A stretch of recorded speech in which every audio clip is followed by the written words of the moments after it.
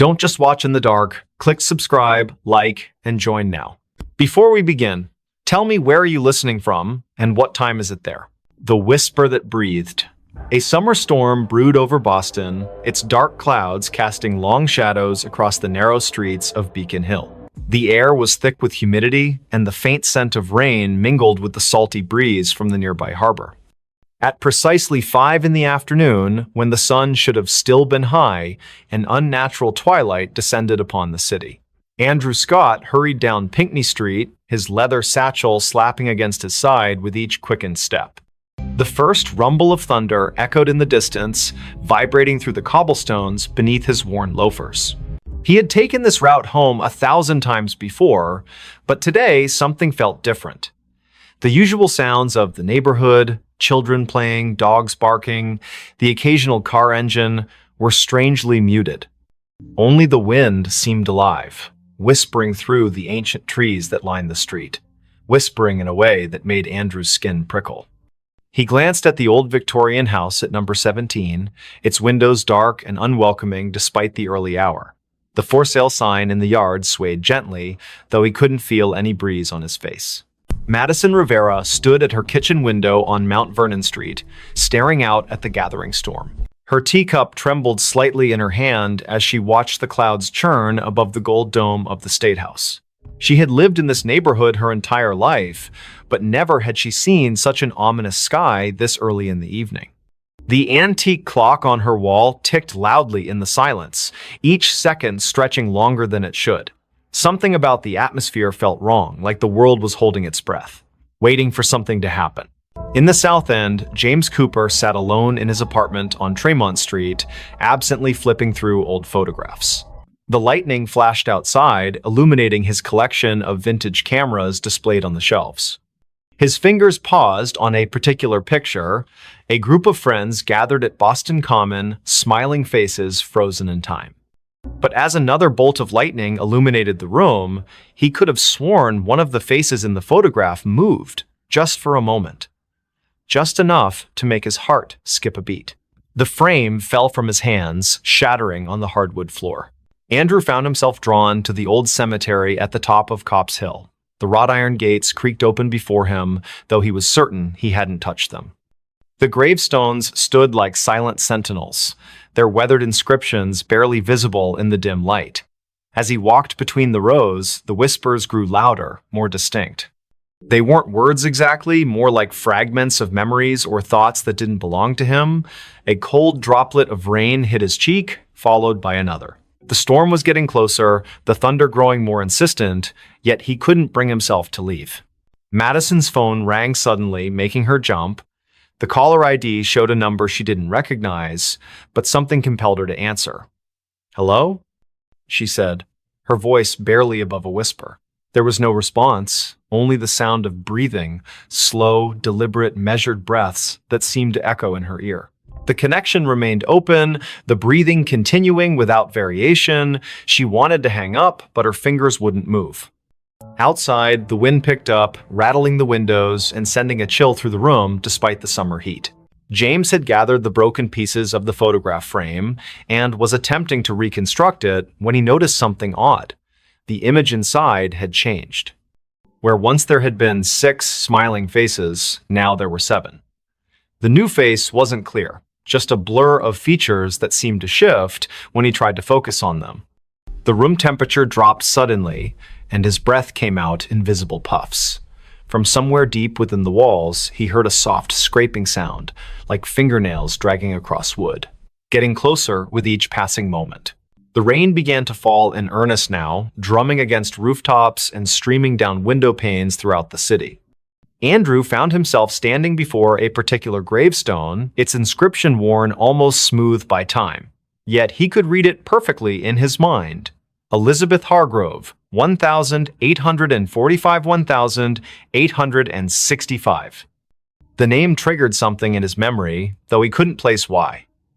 The whispers around him formed words now, disjointed phrases that painted pictures of a life cut tragically short. Never meant to. Kept calling me back.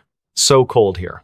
Madison finally managed to end the call, dropping the phone on the counter with shaking hands. The lights flickered, then steadied, then flickered again. She moved to check the circuit breaker, but stopped when she saw her reflection in the hallway mirror. It wasn't quite right, her eyes were wrong, too dark, too empty. She blinked, and the reflection smiled while she remained expressionless. The breathing from the phone call continued behind her, though no device was near. You shouldn't have answered, it seemed to say, so softly she might have imagined it. James had barricaded himself in his bedroom, the photograph hidden safely in a drawer. The scraping had stopped, replaced by a gentle tapping at his window. When he looked, there was nothing there except the distorted reflection of his room. But something about the angles was off, as if space itself had bent slightly out of shape. His cameras, usually arranged with precise care, were now facing inward, their lenses trained on his bed. "They see you," he whispered to himself, though he wasn't sure where the words came from. The storm outside reached its peak, lightning flashing continuously, yet the darkness in his room deepened rather than lifted. The three of them, Andrew, Madison, James, were connected by threads they couldn't see, drawn together by forces beyond their understanding. Each had experienced strange occurrences before, dismissing them as coincidence or imagination. But now, as the storm battered Boston and the boundaries between worlds grew thin, they would be forced to confront the truth. Elizabeth Hargrove's story wasn't finished, and somehow they had become part of its conclusion. Andrew traced his fingers along the edge of the gravestone, feeling the rough stone bite into his skin. The pain was real, grounding him when everything else felt surreal. The whispers told him things, terrible things, about what had happened here all those years ago. A forbidden love, a desperate plea, a final betrayal. The rain soaked through his clothes, but he barely noticed. In his mind's eye, he could see her, Elizabeth, young and beautiful, standing at the edge of the hill, looking out toward the harbor. Her lips moved, forming words he couldn't hear over the storm. But he could feel them, resonating in his chest like a second heartbeat. Madison had retreated to her basement, seeking sanctuary from whatever haunted her home. The old furnace hummed in the corner, its rhythm matching the breathing that now filled every room. Boxes stacked against the walls contained fragments of her family's history, generations of Riveras who had lived and died in this very house. She opened one at random, finding a yellowed newspaper clipping. The headline read, "Local Girls' Mysterious Death Shocks Community." The date was June 12, 1865. The photograph showed a girl who looked remarkably like her, standing beside a man whose face was obscured by shadow. He promised, the breathing seemed to say. But he lied. James discovered something in his closet, a small wooden box he didn't remember owning. Inside were letters, written in elegant script that faded even as he read them. They spoke of longing and loss, of meetings in secret places, of promises broken under duress. The last letter ended abruptly. "If you're reading this, then I have failed. Tell them what he did, tell them how he silenced me, the whispers will guide you." The room temperature plummeted, frost forming on the inside of his window. Outside, something moved between the flashes of lightning, something that shouldn't exist in this world. Find them. It breathed. All of you.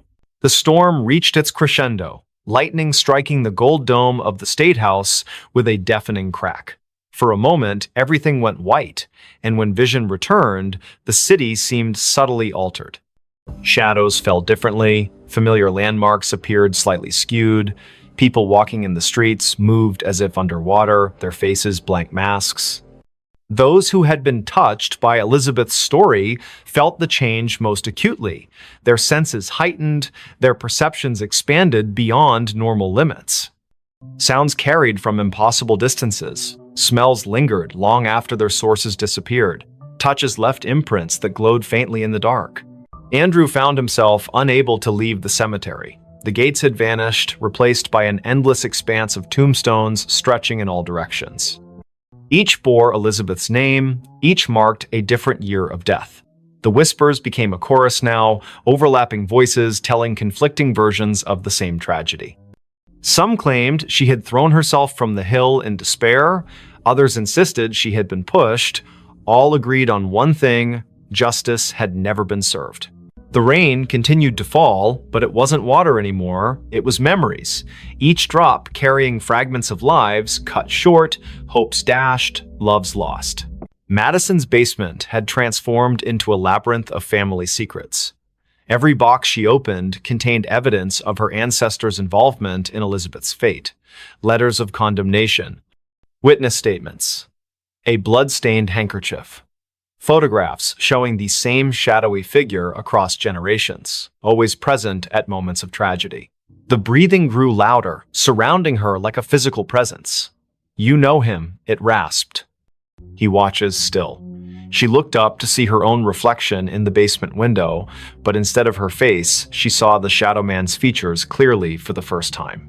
Their eyes met, and she understood everything that had been hidden, everything that had been denied. James's apartment building had emptied of all other tenants, leaving him alone with the entity that had been watching him through his cameras.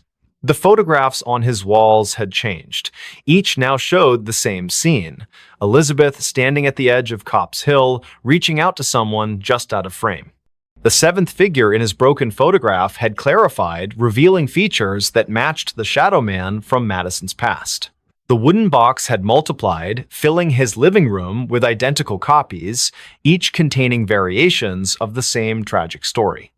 "We are witnesses," the voice whispered directly into his mind, "and we are judged." As the supernatural storm raged, drawing energy from centuries of buried guilt and unresolved grief, the three found themselves converging at number 17 Pinckney Street. The house that had seemed merely old and empty now pulsed with malevolent life. Its windows reflected scenes from the past. Elizabeth's final moments played out endlessly, each iteration slightly different, each ending the same. The front door stood open, inviting them inside to witness the truth. The interior defied physics. Rooms stretched impossibly far, staircases led to nowhere, doors opened onto other dimensions. In the center of it all stood the Shadow Man, finally revealed in full. His face was a composite of every person who had ever turned a blind eye to injustice, every authority figure who had dismissed Elizabeth's pleas for help. "It's time," he said, his voice a chorus of thousands. "Time to break the cycle." The house shook violently as reality struggled to contain the weight of so many unresolved wrongs. Andrew, Madison, and James realized simultaneously that they had been chosen not as victims, but as instruments of resolution. Each carried a piece of Elizabeth's story within them. Andrew through his ancestral connection to the Hill, Madison through her family's complicity in the cover-up, James through his ability to capture truth in images. Together, they formed a conduit through which Elizabeth's voice could finally be heard, her story told in full, her justice served. The Shadow Man began to dissolve, his form unraveling like smoke caught in a strong wind. "Too late," he whispered, fragments of his essence dispersing into the ether. "The truth cannot be contained." The house around them started to collapse, folding in on itself as centuries of lies unraveled. Through the destruction, Elizabeth emerged, not as a ghost, but as a manifestation of collective memory given form. Her eyes held all the sorrow of her age, yet also a spark of hope newly kindled. The storm broke as suddenly as it had begun, leaving behind an eerie calm. Number 17 Pinckney Street stood intact once more, its windows dark, and its for sale sign swaying gently in the evening breeze. Andrew, Madison, and James found themselves standing on the sidewalk, drenched and disoriented but whole. The whispers had ceased, replaced by the natural sounds of a city recovering from a summer storm. Lightning flashed one last time, illuminating the hilltop where Elizabeth had stood so long ago. For a brief moment, they thought they saw her silhouette against the darkening sky, her hand raised in farewell. Life in Boston returned to normal, though those who had been touched by the supernatural events carried their experiences like scars, invisible to others, but ever present in their minds. Andrew devoted himself to preserving local history, ensuring that stories like Elizabeth's would never be forgotten again. Madison worked to uncover other buried truths in her family's past, determined to break cycles of silence and denial. James continued taking photographs, but now his lens sought to capture not just images, but essences, the intangible elements that made people who they were. On quiet summer evenings, when storms gathered over the city and the wind whispered through the ancient trees, some claimed they could still hear Elizabeth's voice. Not demanding vengeance, not seeking pity, simply reminding those who would listen that truth has a way of emerging no matter how deeply it is buried. And sometimes, when passing number 17 Pinckney Street, particularly sensitive souls might catch a glimpse of movement in an upper window or feel a gentle touch on their shoulder, accompanied by the softest of whispers, "Thank you." The story of Elizabeth Hargrove became legend in certain circles, a cautionary tale about the dangers of ignoring injustice and the power of collective memory. Her name appeared in historical records, her story told in museums and walking tours. Yet those who had truly known her, Andrew, Madison, James, understood that her presence lingered not in these official accounts, but in the spaces between them. In the moments when the world seemed to hold its breath, when shadows fell just a little too deep, when the wind carried voices from another time, Boston continued its march forward, oblivious to the thin veil separating past from present. Summer storms still rolled in from the Atlantic, lightning still illuminated the gold dome of the State House. Children still played in the shadow of Copp's Hill, unaware of the tragedy that had unfolded there so long ago. But somewhere, in the fabric of the city itself, Elizabeth's story continued to resonate. A reminder that some truths refuse to be silenced. Some voices continue to breathe long after their bodies have turned to dust. And on nights when the moon hung low over Beacon Hill, casting long shadows across the cobblestone streets, those who listened closely might hear it, the whisper that breathed, carrying fragments of a life reclaimed, echoes of justice finally served. Reminders that even in death, truth finds a way to speak through those willing to listen.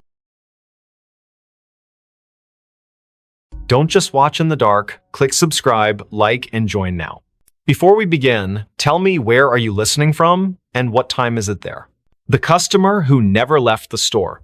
The cicadas were louder than usual that summer night in Charleston, their rhythmic buzzing weaving through the thick humidity that clung to every surface. Lucas Allen stood behind the counter of his small convenience store on King Street, absently wiping down the already spotless glass display case. The neon open sign flickered slightly in the window, casting an uneven glow across the rows of snacks and beverages lining the aisles. It was nearly midnight, and the usual Friday crowd had already come and gone, leaving only the persistent hum of the refrigerators and the distant sound of traffic from the historic district. Lucas checked his phone for what felt like the 100th time that evening. No new messages, just another quiet night in a city that never truly slept. He sighed and glanced at the security camera monitors mounted above the cigarette rack. Each screen showed a different angle of the store's interior, all empty except for his own reflection in the convex lenses.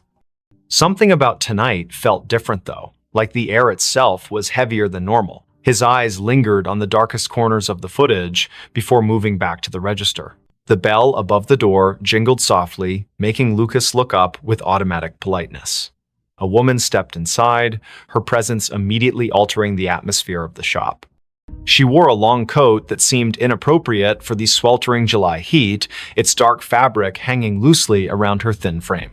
Her face was partially obscured by stringy blonde hair that caught the fluorescent light in strange ways, as if it didn't quite belong there. Lucas noticed how her shoes made no sound against the tiled floor. "Can I help you find something?" he asked, his voice carrying just a touch of professional warmth. The woman didn't respond right away. Instead, she moved slowly toward the back of the store, her head tilted at an unnatural angle as she examined the shelves. Lucas watched her reflection in the glass refrigerator doors. Something about her movements seemed off, almost mechanical. Charlotte Robinson pushed her cart down aisle 3, debating between chips and pretzels. She paused when she realized the woman in the dark coat hadn't moved from where she'd been standing for the past 10 minutes. The stranger was now facing the wall, one hand resting on the metal shelving unit. Charlotte cleared her throat softly as she passed, but the woman didn't acknowledge her presence. There was something unsettling about the way her fingers curled around the edge of the shelf, knuckles white against the dull metal. Lucas finished counting the drawer for the third time, the numbers blurring together in his mind. The woman still hadn't approached the register. He could see her in his peripheral vision, standing in the same spot near the snack aisle. Occasionally, he'd hear the soft rustle of her coat, though he couldn't be sure if she was actually moving anything from the shelves. The store's lights seemed dimmer than usual, casting long shadows across the floor. When he looked directly at her, she appeared perfectly normal, just another customer browsing late at night. But whenever his attention shifted elsewhere, he could feel her watching him. Amelia Mitchell entered the store 20 minutes later, her nurse's scrubs still damp from walking through the humid night air. She needed headache medicine after her double shift at Roper Street Francis Hospital. The first thing she noticed was the temperature. It felt several degrees colder inside than it should have been. Then she saw the woman in the dark coat standing near the beverage coolers. Something about her posture seemed wrong, like she was leaning into the glass without actually touching it. Amelia grabbed her medicine quickly, avoiding eye contact as she approached the register. The transaction took longer than necessary. Lucas kept glancing at the security monitors, noting how the woman's position never changed despite the passage of time. On the cameras, she appeared as a dark smudge against the bright colors of the snack aisle, her features indistinct even in high definition. When he finally looked up from the register, Amelia was already gone, leaving behind only the faint scent of hospital-grade soap. The cicadas outside seemed louder now, their song almost frantic against the glass windows. Charlotte decided she needed to leave. The woman had started humming softly, a tune that sent shivers down her spine, though she couldn't place why. As she approached the register, she noticed something peculiar. The floor tiles beneath the woman's feet looked newer than the rest, as if they'd been recently replaced. The grout lines were cleaner, the pattern slightly misaligned with the surrounding area. Lucas rang up her purchase without speaking, his hands trembling slightly as he handled the cash. Neither of them acknowledged the figure still standing silently among the snacks. The clock ticked past midnight. Lucas began his closing routine, straightening displays and checking expiration dates. The woman remained in her spot, seemingly unaware of the store's operating hours. When he finally mustered the courage to approach her, she turned toward him with a smile that didn't reach her eyes. "I'll be leaving soon," she said, her voice carrying an odd echo despite the carpeted floor. Lucas nodded and returned to the register, though his heart pounded in his chest. Something about her statement felt more like a warning than an assurance. Amelia couldn't shake the feeling that she'd seen the woman before. During her walk home, fragments of memory surfaced, a patient years ago who had died in room 312, her body found cold and alone after the night staff failed to check on her. The details matched too perfectly. The dark coat, the stringy blonde hair, the way she stood so still, it was easy to forget she was there. Amelia quickened her pace, the streetlights casting long shadows that seemed to stretch toward her from every direction. Back at the store, Lucas prepared to lock up. The woman was still there, now examining the lottery tickets with unnatural focus. Her reflection in the glass case showed details that shouldn't have been possible, her eyes too large, her mouth moving, though no sound emerged. When Lucas announced the store was closing, she simply nodded and walked toward the back exit. The security cameras captured her movements perfectly until she reached the threshold, then suddenly she vanished from all screens simultaneously. Charlotte lay awake in her apartment on Queen Street, unable to stop thinking about the encounter. The humming had lodged itself in her mind, repeating endlessly like a broken record. She pulled out her phone and searched recent news articles, finding nothing unusual about the convenience store or its employees. Yet when she scrolled through the business's social media page, she noticed something strange. In every photo taken inside the shop, the same dark figure appeared in the background, always partially obscured, but unmistakably present. Lucas locked the front door and set the alarm, his hands shaking as he worked. The back exit showed no signs of forced entry or recent use. The woman's absence felt heavier than her presence had been. As he walked to his car, he couldn't shake the sensation of being watched. The parking lot lights buzzed faintly overhead, attracting clouds of insects that cast dancing shadows across the asphalt. When he glanced back at the store windows, he saw her standing exactly where he'd left her, staring out with an expression he couldn't read. Amelia called in sick the next day, unable to face the memories flooding back with each passing hour. She researched the store's history, discovering it had been built on the site of an old boarding house that burned down decades ago. Records mentioned a woman who had disappeared during the fire, her body never found among the charred remains. The description matched the figure from the store perfectly, right down to the humming that witnesses claimed they could still hear on quiet nights. The following evening, Lucas arrived for his shift to find everything exactly as he'd left it. The security footage showed 14 hours of empty aisles and silent registers. Yet, when he reviewed the previous night's recording, there she was again, appearing in the snack aisle as if she'd never left, moving with purpose toward the back of the store. The timestamp confirmed she'd been there the entire time, invisible to everyone except through the unblinking eyes of the cameras. Charlotte couldn't stay away. Something compelled her to return to the store, to confront the mystery that had taken root in her thoughts. When she entered that night, the air felt colder than before, and the humming was louder, vibrating through her bones like a tuning fork. The woman stood in the same spot, surrounded by products that seemed to decay faster than they should. Their expiration dates read months in the future, yet their packaging was faded and brittle, as if time itself bent around her presence. Lucas began documenting everything. He kept detailed notes about each encounter, noting patterns in her behavior and appearance. The woman never spoke unless directly addressed, and even then, her responses were cryptic and often nonsensical. Yet, she seemed to know intimate details about each person who interacted with her, childhood memories Charlotte had forgotten, medical cases Amelia thought she'd kept confidential, personal struggles Lucas had never shared with anyone. The knowledge hung in the air like a threat, preventing them from seeking help. The city continued its usual rhythm around them, oblivious to the supernatural phenomenon unfolding on King Street. Tourists snapped photos of the historic district, capturing streaks of darkness in their pictures that they dismissed as lens flares. Locals complained about power fluctuations in the area, their clocks running minutes fast or slow without explanation. The cicadas grew louder with each passing night, their song taking on an almost musical quality that matched the woman's haunting melody.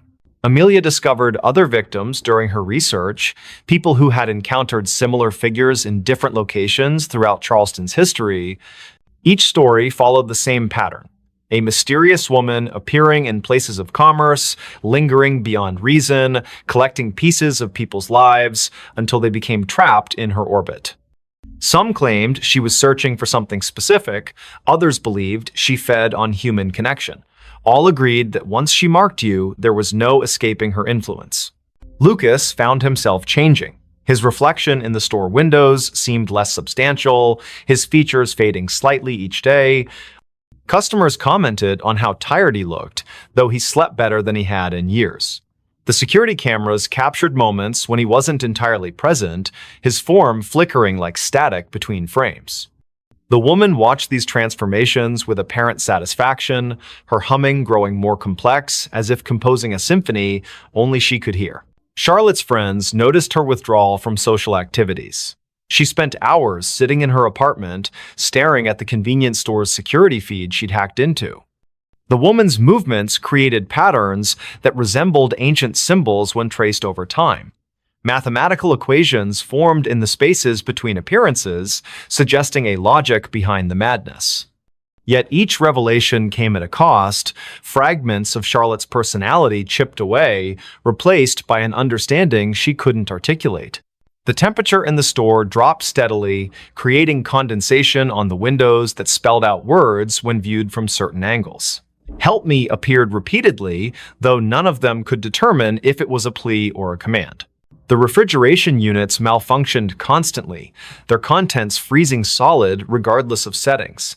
Products aged rapidly on the shelves, some turning to dust within hours of stocking.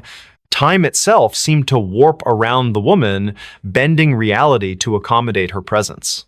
Amelia's dreams became vivid and disturbing. She found herself wandering through endless aisles of forgotten stores, each one containing the same dark figure waiting patiently. The humming followed her into consciousness, becoming a constant companion that drowned out other sounds. Her colleagues at the hospital remarked on her improved intuition regarding patient care, though they couldn't explain how she knew things she shouldn't. The line between her world and the woman's realm blurred until she couldn't tell which side she belonged to. Lucas attempted to break the cycle by staying away from the store. For 3 days, he avoided King Street entirely, hoping distance would sever the connection. Instead, the woman's influence grew stronger. She appeared in his apartment mirror, reflected in puddles during rainstorms, visible in the steam rising from his morning coffee. The humming never ceased, matching his heartbeat until he couldn't distinguish between internal and external sounds. His attempts to warn others fell on deaf ears, their faces blank as if seeing through him. Charlotte documented everything obsessively, filling notebooks with observations and calculations.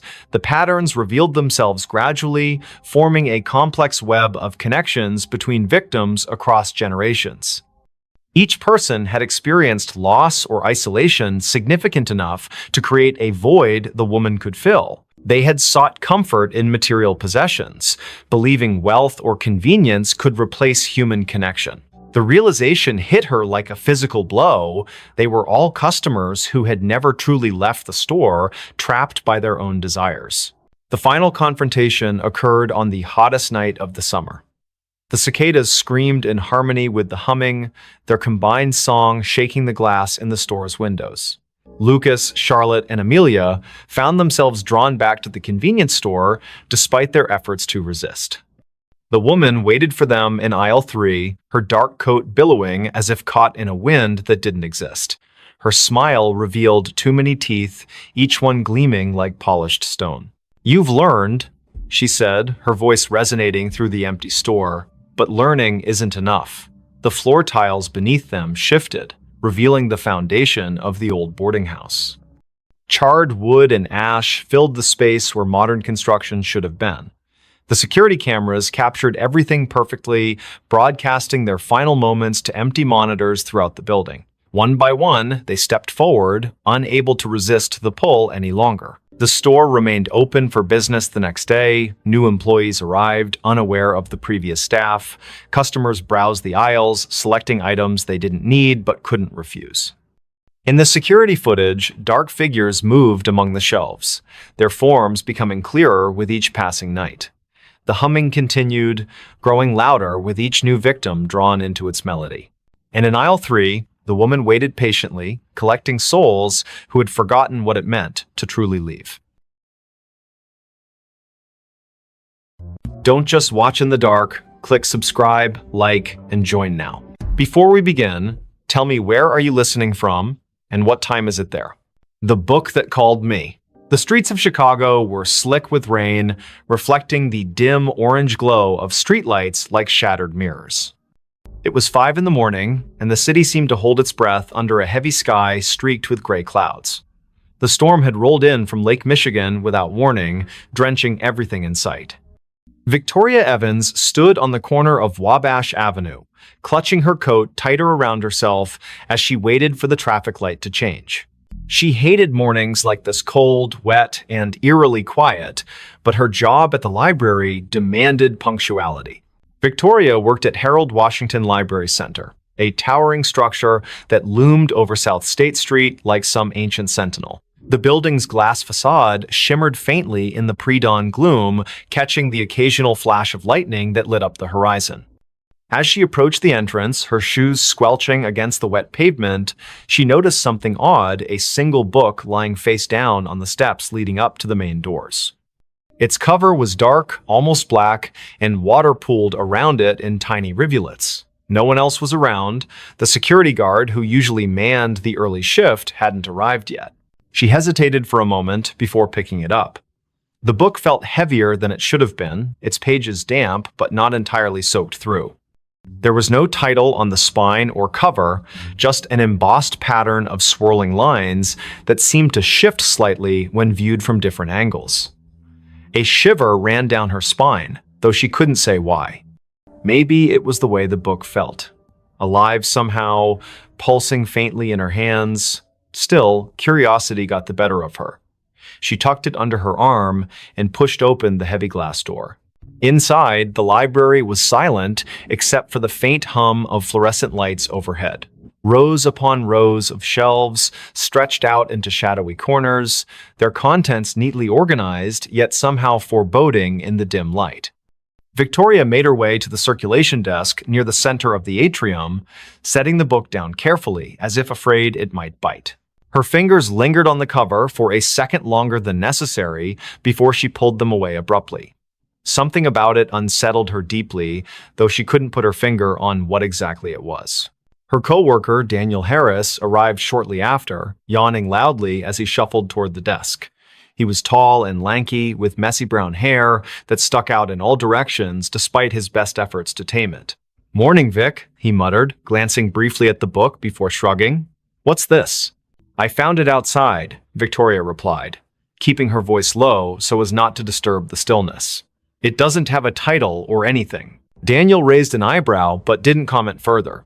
Instead, he reached out to touch the book, his hand hovering above it for a moment before making contact. His expression changed instantly from mild curiosity to outright alarm. "Whoa, this thing is freezing." Victoria nodded, though she hadn't thought much of the temperature earlier. Now that Daniel mentioned it, the air around the book did seem colder, almost unnaturally so.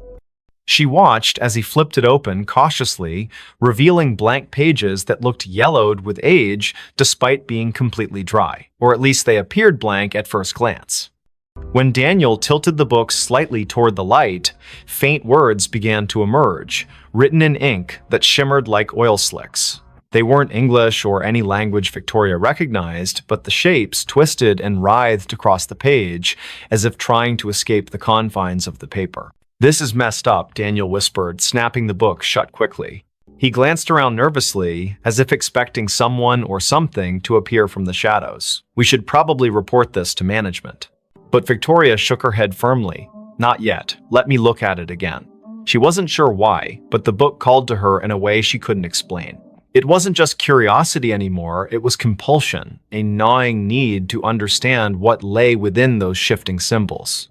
Reluctantly, Daniel handed it back to her, muttering something about coffee before disappearing into the staff lounge. Alone now, Victoria opened the book once more. This time, the sensation was stronger, the weight of unseen eyes watching her every move. The text seemed clearer too, forming jagged patterns that pulsed rhythmically, almost like a heartbeat. Without realizing it, she leaned closer, her nose nearly brushing the surface of the page. And then she heard it a whisper, soft and insidious, threading itself into her thoughts. It wasn't audible in the traditional sense, more like a memory surfacing unbidden. The voice spoke in fragments, disjointed phrases that coalesced into meaning only when she focused hard enough. "Find me," it said. "Free me." Startled, Victoria slammed the book shut, her heart pounding wildly in her chest. Had Daniel heard it? Was she imagining things? She glanced toward the staff lounge, half expecting him to come running out, but there was no sign of him, just silence and the oppressive weight of the library closing in around her. For the rest of the day, Victoria tried to focus on her duties, shelving returned books and assisting patrons with research queries. But the presence of the mysterious volume weighed heavily on her mind. It sat on the edge of her desk, seemingly innocuous, yet impossible to ignore. Every time she passed by, she swore she could feel it humming softly, vibrating with suppressed energy. By late afternoon, the temptation became unbearable. She locked herself in the staff break room, determined to decipher even a fraction of what the book contained. The whispers returned almost immediately, louder this time, overlapping each other until they formed a cacophony of voices. Some pleaded for help, others screamed in agony, while a few laughed maniacally. Victoria pressed her palms against her ears, shaking her head violently to block them out. But the sound wasn't external, it came from inside her own skull, burrowing deeper with each passing second. Tears streamed down her face as she forced herself to concentrate, tracing the intricate patterns on the page with trembling fingers. Slowly, painstakingly, the symbols began to rearrange themselves, forming words she could finally understand. "They seek you," the text read. "They hunger." Before she could process what it meant, the lights flickered violently, plunging the room into darkness. A low rumble echoed through the building, like distant thunder, but somehow wrong, unnatural. Victoria scrambled to her feet, clutching the book tightly as she fumbled for the doorknob. When she stepped back into the main hall, the atmosphere had shifted dramatically. Shadows danced along the walls where none should exist, twisting and contorting into grotesque shapes. The air smelled metallic, tinged with decay. And worst of all, the silence was gone, replaced by faint scratching sounds, like claws dragging across wood. "Daniel?" she called out, her voice cracking with fear. No response. Panic rising, she moved toward the circulation desk, hoping to find some semblance of safety there. But as she rounded the corner, she froze. The shelves lining the aisles were no longer filled with books, they were empty, hollow husks stretching endlessly into the gloom. Where had everything gone? What was happening?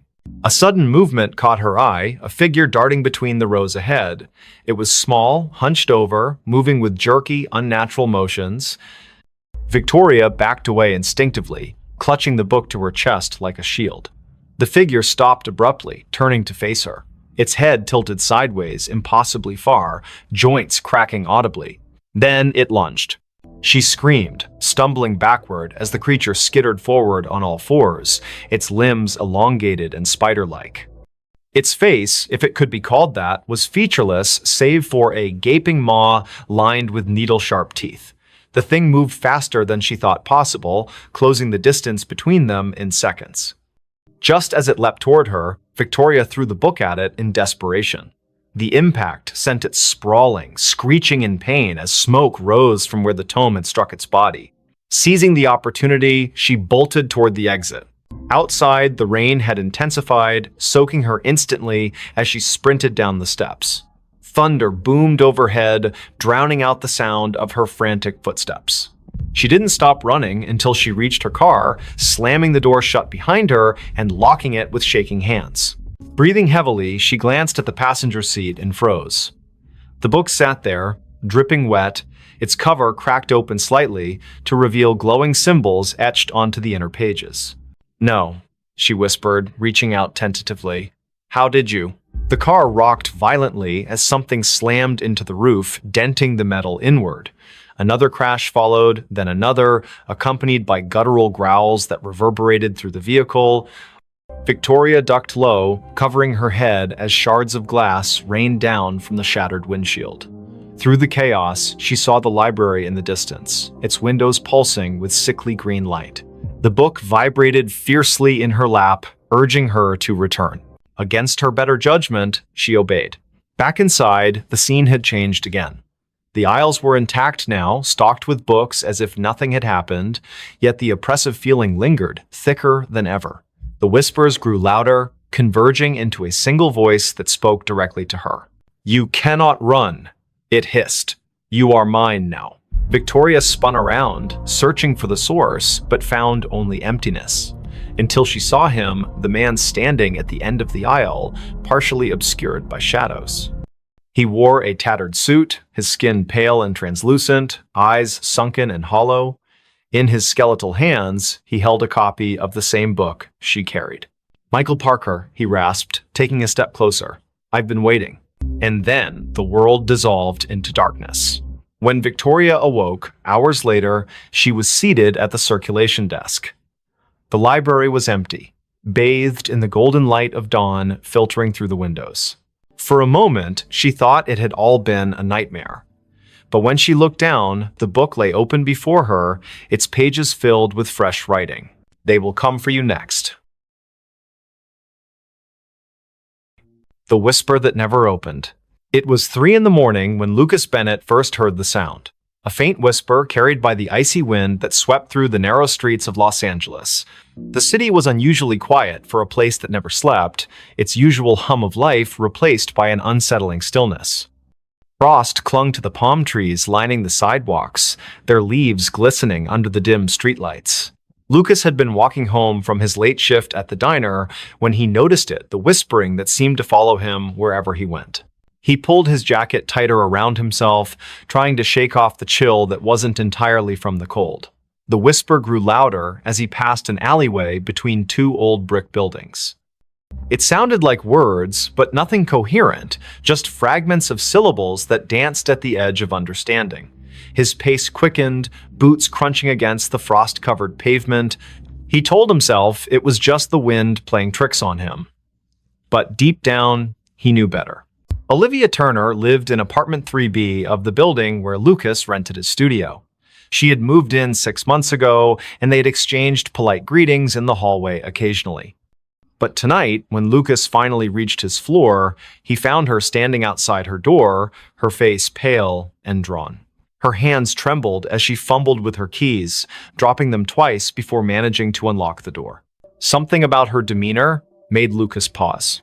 "Everything okay?" he asked, his voice softer than intended. Olivia glanced at him, her eyes wide with something he couldn't quite place. Fear? Exhaustion? Both? She hesitated before answering, I keep hearing things." Her voice cracked slightly. Voices. Whispers. I thought maybe it was just my imagination. She trailed off, looking past him into the dark hallway. Lucas felt a chill run down his spine. He had heard those whispers too. Without thinking, he said, "Me too. Tonight. Outside." Olivia's expression shifted from fear to something closer to relief, though her hands still shook. "Come in," she said quietly, stepping aside. The warmth of her apartment enveloped him immediately, but it did little to ease the tension coiling in his chest. Inside, the room was small but cozy, decorated with mismatched furniture and soft lighting. A half-empty mug of tea sat cooling on the coffee table beside an open book. Olivia gestured for him to sit while she poured herself another cup. "Do you want some?" she asked, holding up the teapot. Lucas nodded, though he doubted anything could settle the unease growing inside him. As she busied herself in the kitchenette, he noticed the curtains were drawn tightly shut, despite the fact that no one would be able to see inside at this hour. The windows themselves seemed almost deliberately avoided. So Olivia began after handing him a steaming mug. "You heard them too, the whispers." It wasn't a question. Lucas took a sip of the tea. It tasted bitter, but he didn't complain. "Yeah, out there. They followed me all the way back here." He set the mug down carefully. "What about you? When did you start hearing them?" Olivia wrapped her fingers around her own mug, staring into its depths as if searching for answers. "A week ago. At first, I thought it was just stress or lack of sleep. You know how it is, working long hours, trying to make ends meet. But then it got worse." She looked up at him, her gaze piercing. "They started coming closer, louder. Like they were right behind me, even when I was alone in my apartment." Lucas swallowed hard. "Did you tell anyone? Call someone?" Olivia shook her head. "Who would believe me? My friends think I'm overreacting. My landlord thinks I'm making excuses to get out of paying rent next month." She let out a humorless laugh. "And honestly, who can blame them? If I hadn't heard it myself tonight, I might not have believed me either." The silence that followed was heavy, broken only by the distant hum of traffic far below. Lucas glanced toward the window, where shadows flickered faintly against the drawn curtains. Was it his imagination, or did the air feel colder now? He turned back to Olivia. "There has to be an explanation. Maybe it's some kind of electrical interference, or, I don't know, plumbing noise?" Even as he said it, the words sounded hollow. Neither of them believed it. Olivia leaned forward, lowering her voice. "There's something else. Last night, I saw someone or something standing outside my window. Just a figure, barely visible through the frost. It didn't move, just stood there, watching." Her breath hitched. "When I went to check, there was no one there. No footprints, nothing. But the feeling, it stayed with me. Like I wasn't alone anymore." Lucas felt a knot tighten in his stomach. He wanted to dismiss her story as paranoia, but the memory of the whispers he'd heard earlier lingered vividly in his mind. "Have you tried leaving? Going somewhere else for a few days?" She shook her head again. "I can't afford to leave. And besides," she hesitated, glancing toward the window once more, "it feels like it's following me." Wherever I go, whatever I do, it's always there, waiting. The weight of her words settled over them like a suffocating blanket. Lucas finished his tea, setting the empty mug aside. We should figure this out together. He said finally, whatever it is, if it's real, we'll find a way to stop it. Olivia gave him a small, grateful smile, but her eyes remained haunted. Over the next hour, they talked about everything they could remember. The timing of the whispers, any patterns or triggers, whether they had noticed anything unusual in their daily routines. The conversation helped distract them temporarily, but neither could shake the sense that they were being watched. Every creak of the building, every gust of wind outside, sent jolts of adrenaline coursing through their veins. Eventually, Lucas realized he needed to get back to his own apartment. Reluctantly, he stood, thanking Olivia for the tea. She walked him to the door, her hand lingering on the doorknob. "Be careful," she whispered, "and if you hear anything again, don't go looking for it." He nodded, forcing a reassuring smile he didn't feel. "You too. Lock your door tight." With that, he stepped out into the hallway, closing the door softly behind him. For a moment, he stood there, listening. The whispers weren't audible now, but the oppressive silence felt just as menacing. Back in his studio, Lucas locked his door and double-checked the windows. He debated calling someone, anyone, but who would he call? Who would understand, without dismissing him outright? Instead, he lay down on his bed, staring at the ceiling as exhaustion slowly crept over him. Sleep came fitfully, plagued by dreams of shadowy figures and unintelligible voices echoing endlessly in his ears. The next morning brought little relief. Though the sun eventually rose, casting weak light over the frost-laden city, the oppressive atmosphere remained. Lucas called in sick to work, unable to face the idea of leaving his apartment. Around noon, there was a knock at his door. It was Olivia, carrying a bag of groceries and wearing a nervous smile. "I figured we could use some supplies," she said, stepping inside, "and maybe staying together will help." Lucas didn't argue. Together, they spent the day researching local legends, urban myths, anything that might explain what was happening. They scoured forums, read articles, even dug into old newspaper archives online.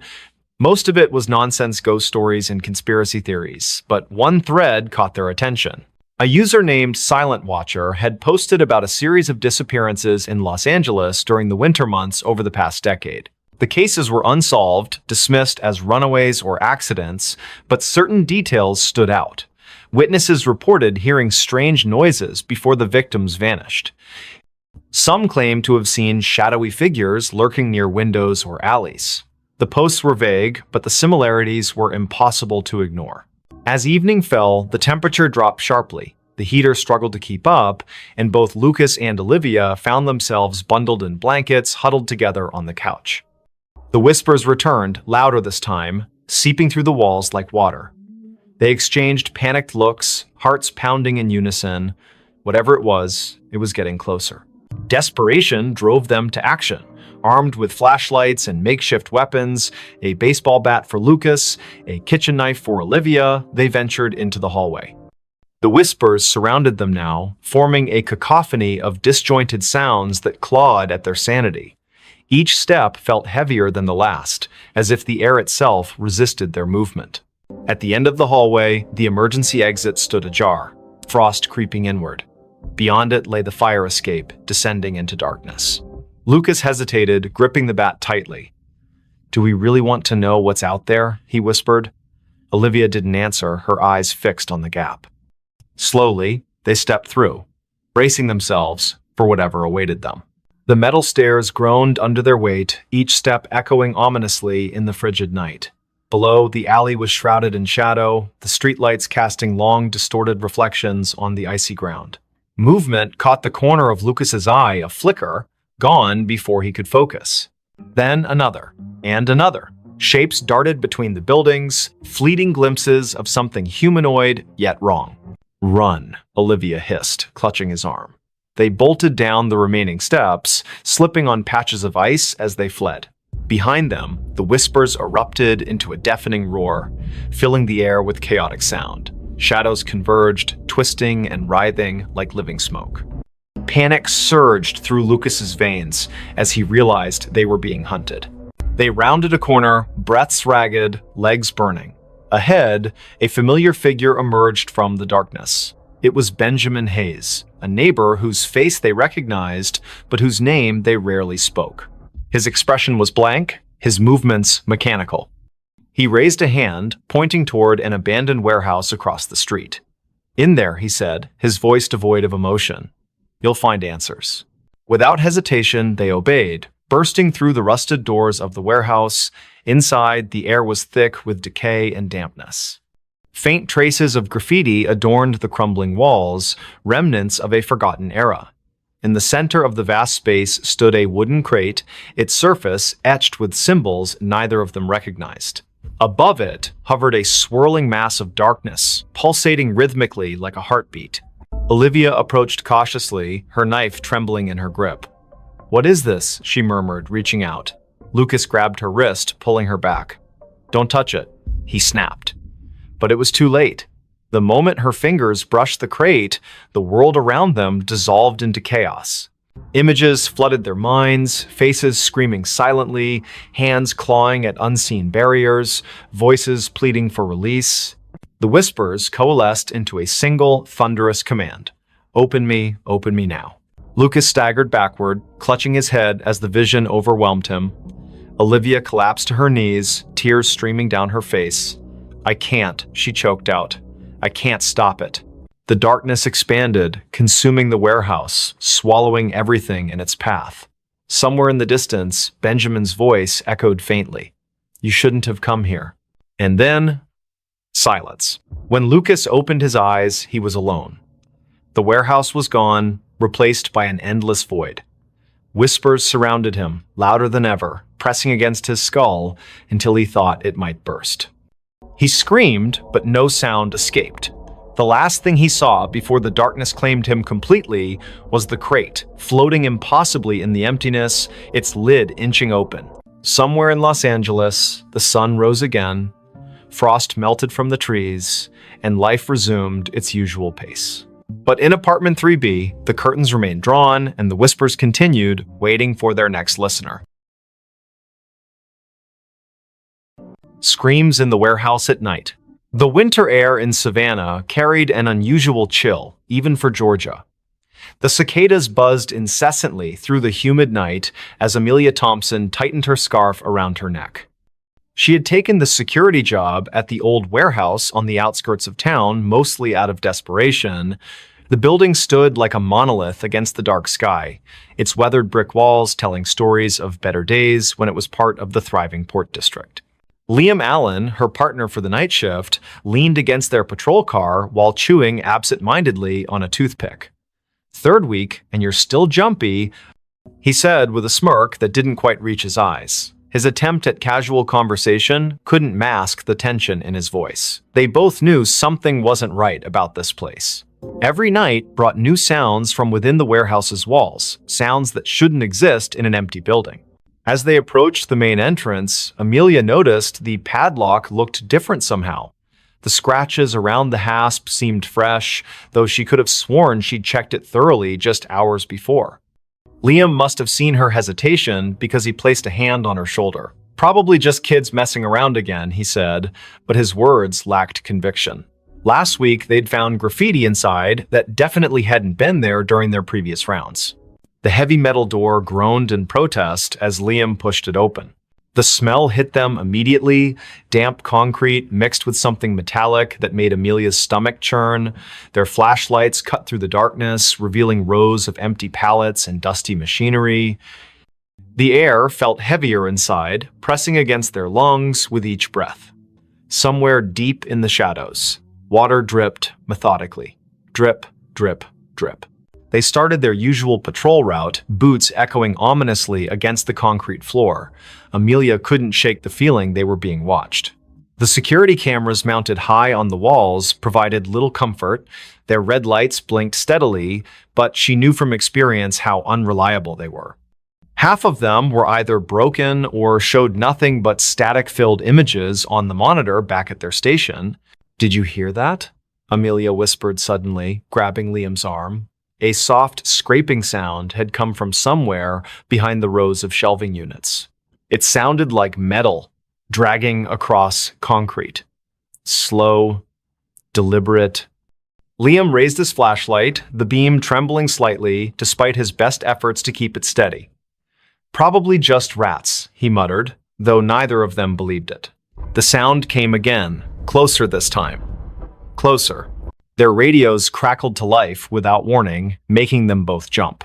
Static filled their ears for several seconds before a distorted voice broke through. "Help me." The transmission ended abruptly, leaving only silence in its wake. Amelia and Liam exchanged a worried glance. That section of the frequency belonged to local emergency services, not their security channel. They should never have received that transmission here. The temperature seemed to drop several degrees as they continued deeper into the warehouse.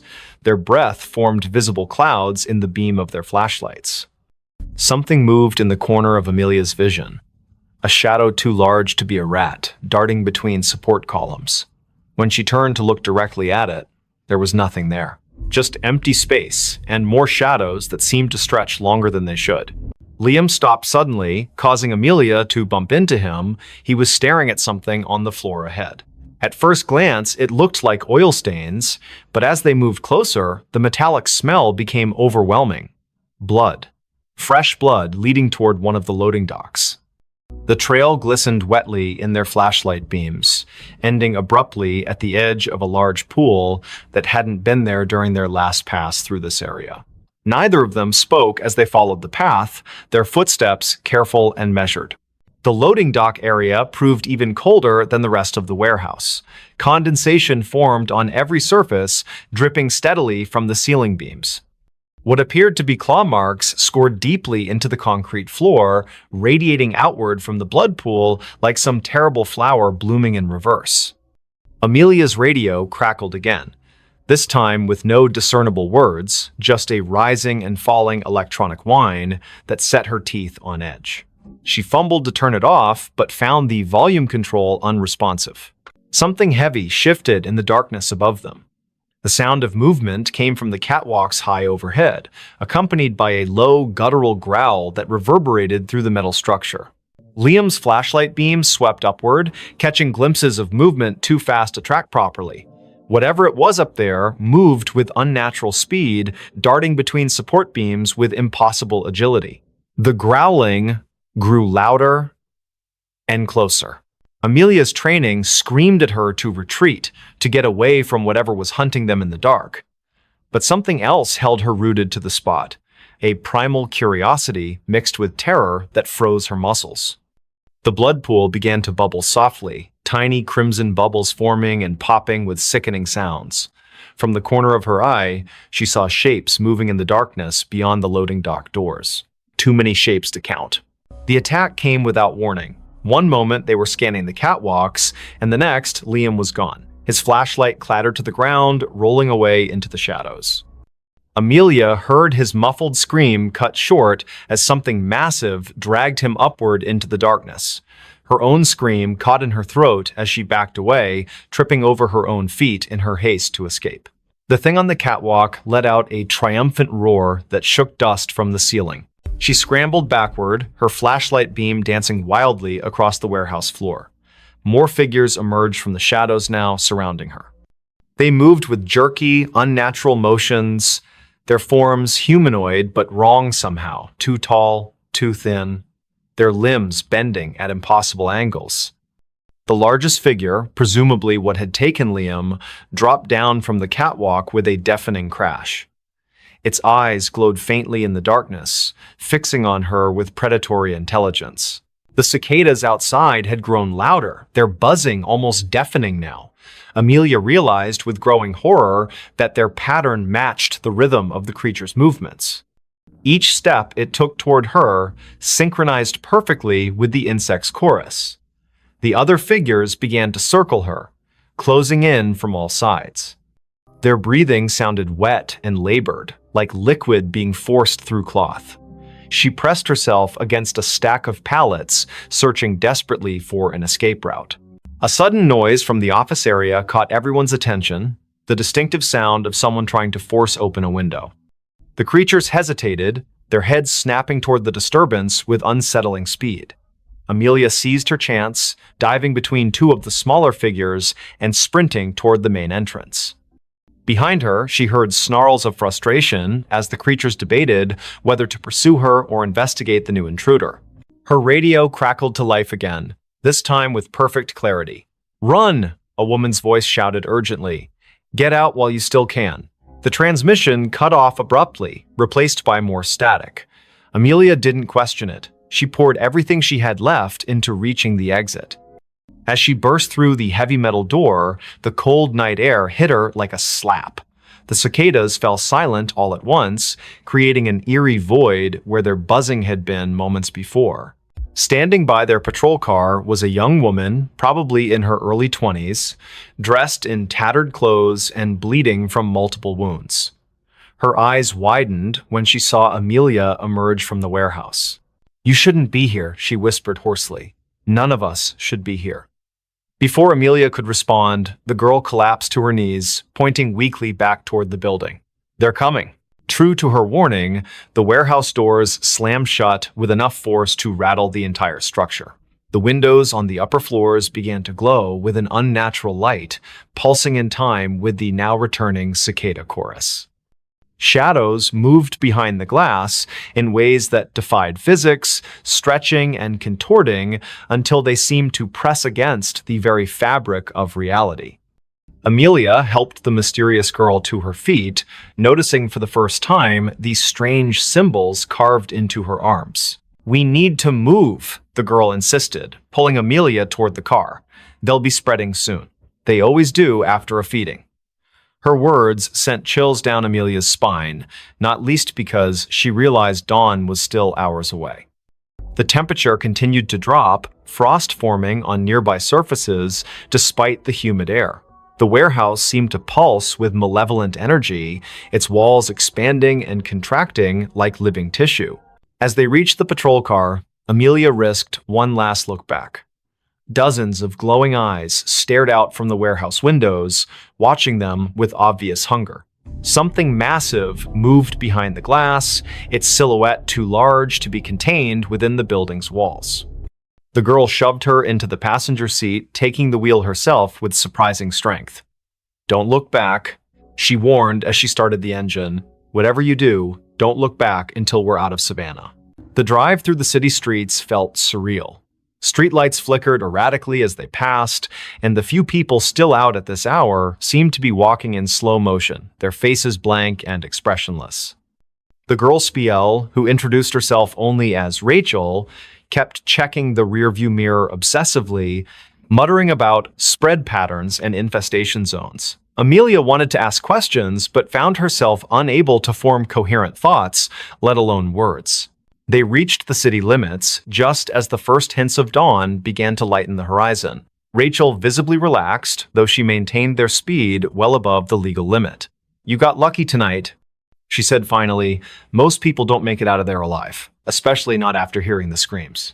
Amelia opened her mouth to ask what she meant, but Rachel cut her off. "Don't worry about it now. Just know that you've been marked. They'll be watching for you, watching and waiting." The cicadas began their morning song as they left Savannah behind, their buzzing gradually fading into silence. Amelia stared at her reflection in the side window, barely recognizing herself. Her face was pale and drawn, her eyes haunted by things she couldn't yet comprehend. In the distance, church bells began to ring, their tones carrying an unexpected sense of finality. Rachel gripped the steering wheel tighter, her knuckles white against the gathering daylight. Somewhere behind them, in the heart of Savannah's industrial district, the warehouse stood silent and still.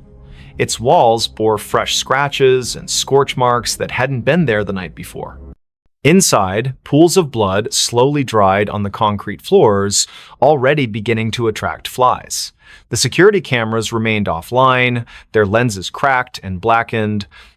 High above, on the catwalks, something waited patiently for nightfall. Something that remembered the taste of fear. The room that breathed.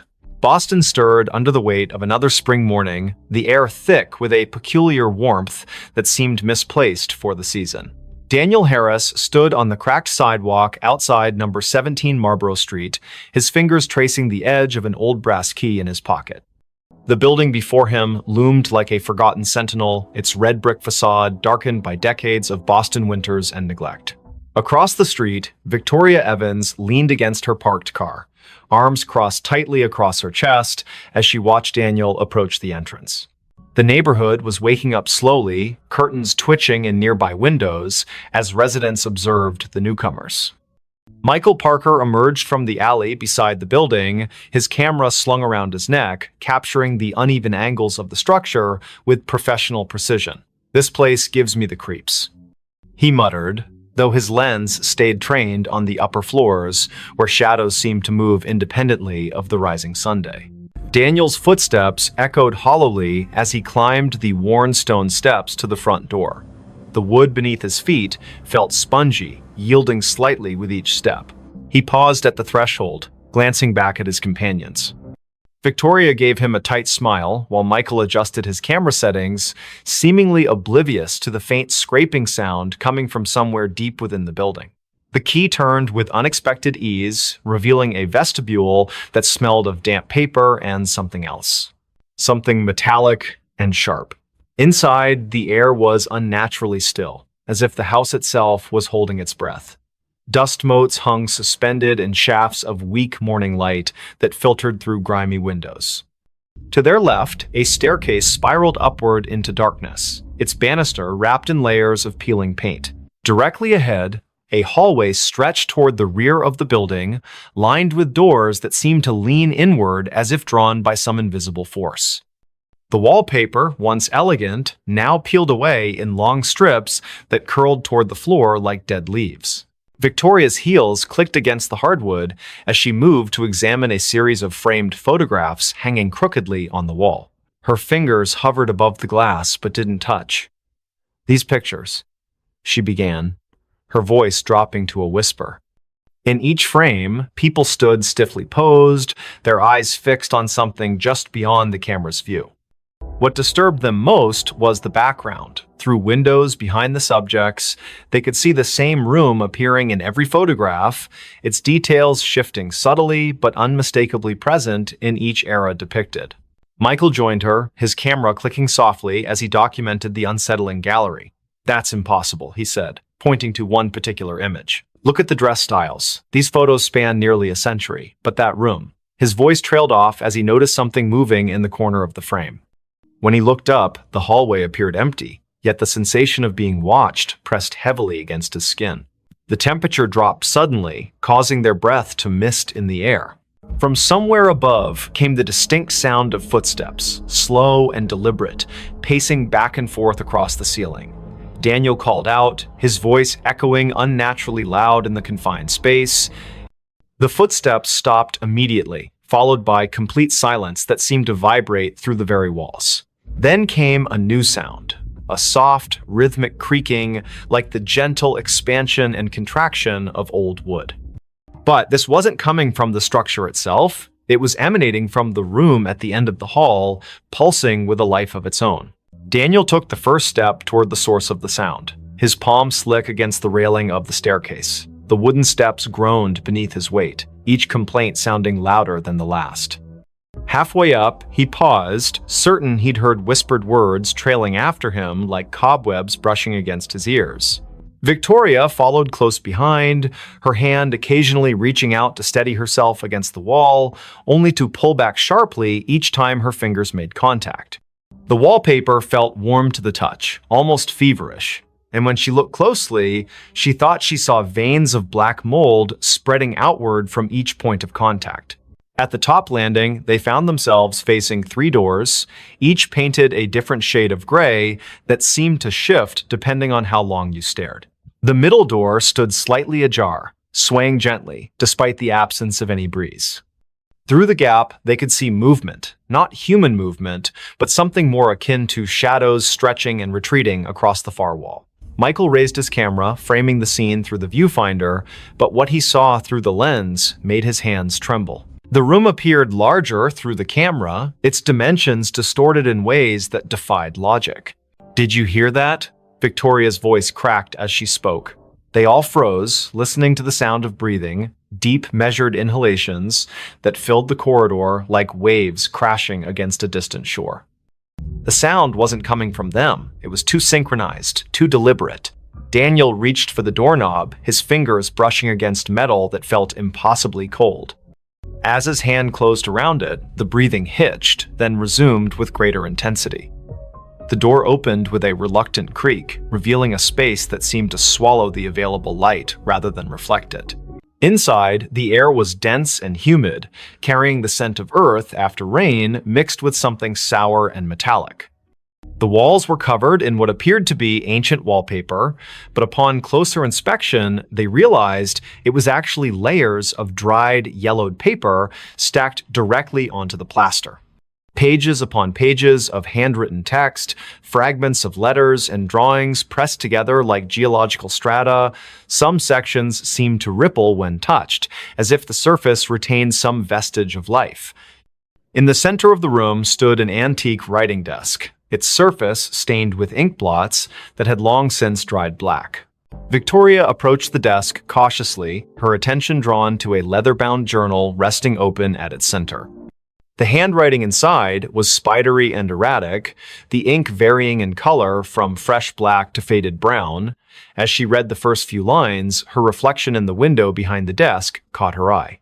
She froze, watching as her mirrored self continued reading even after she had lowered the book. The reflection smiled at her, then mouthed words that didn't match her own movements. When she turned to look back at the actual room, she found Daniel staring at her with wide eyes, his lips moving soundlessly. Michael remained in the doorway, his camera trained on the scene unfolding before him. Through the viewfinder, he watched as the room's dimensions shifted imperceptibly, walls bowing inward, then snapping back like living tissue. The floorboards beneath his feet pulsed gently, maintaining the same rhythm as the breathing they had heard earlier. He noticed something new. Symbols carved into the baseboards, their shapes disturbingly familiar. They matched the patterns he had seen in the photographs downstairs, though here they seemed more pronounced, almost angry in their execution.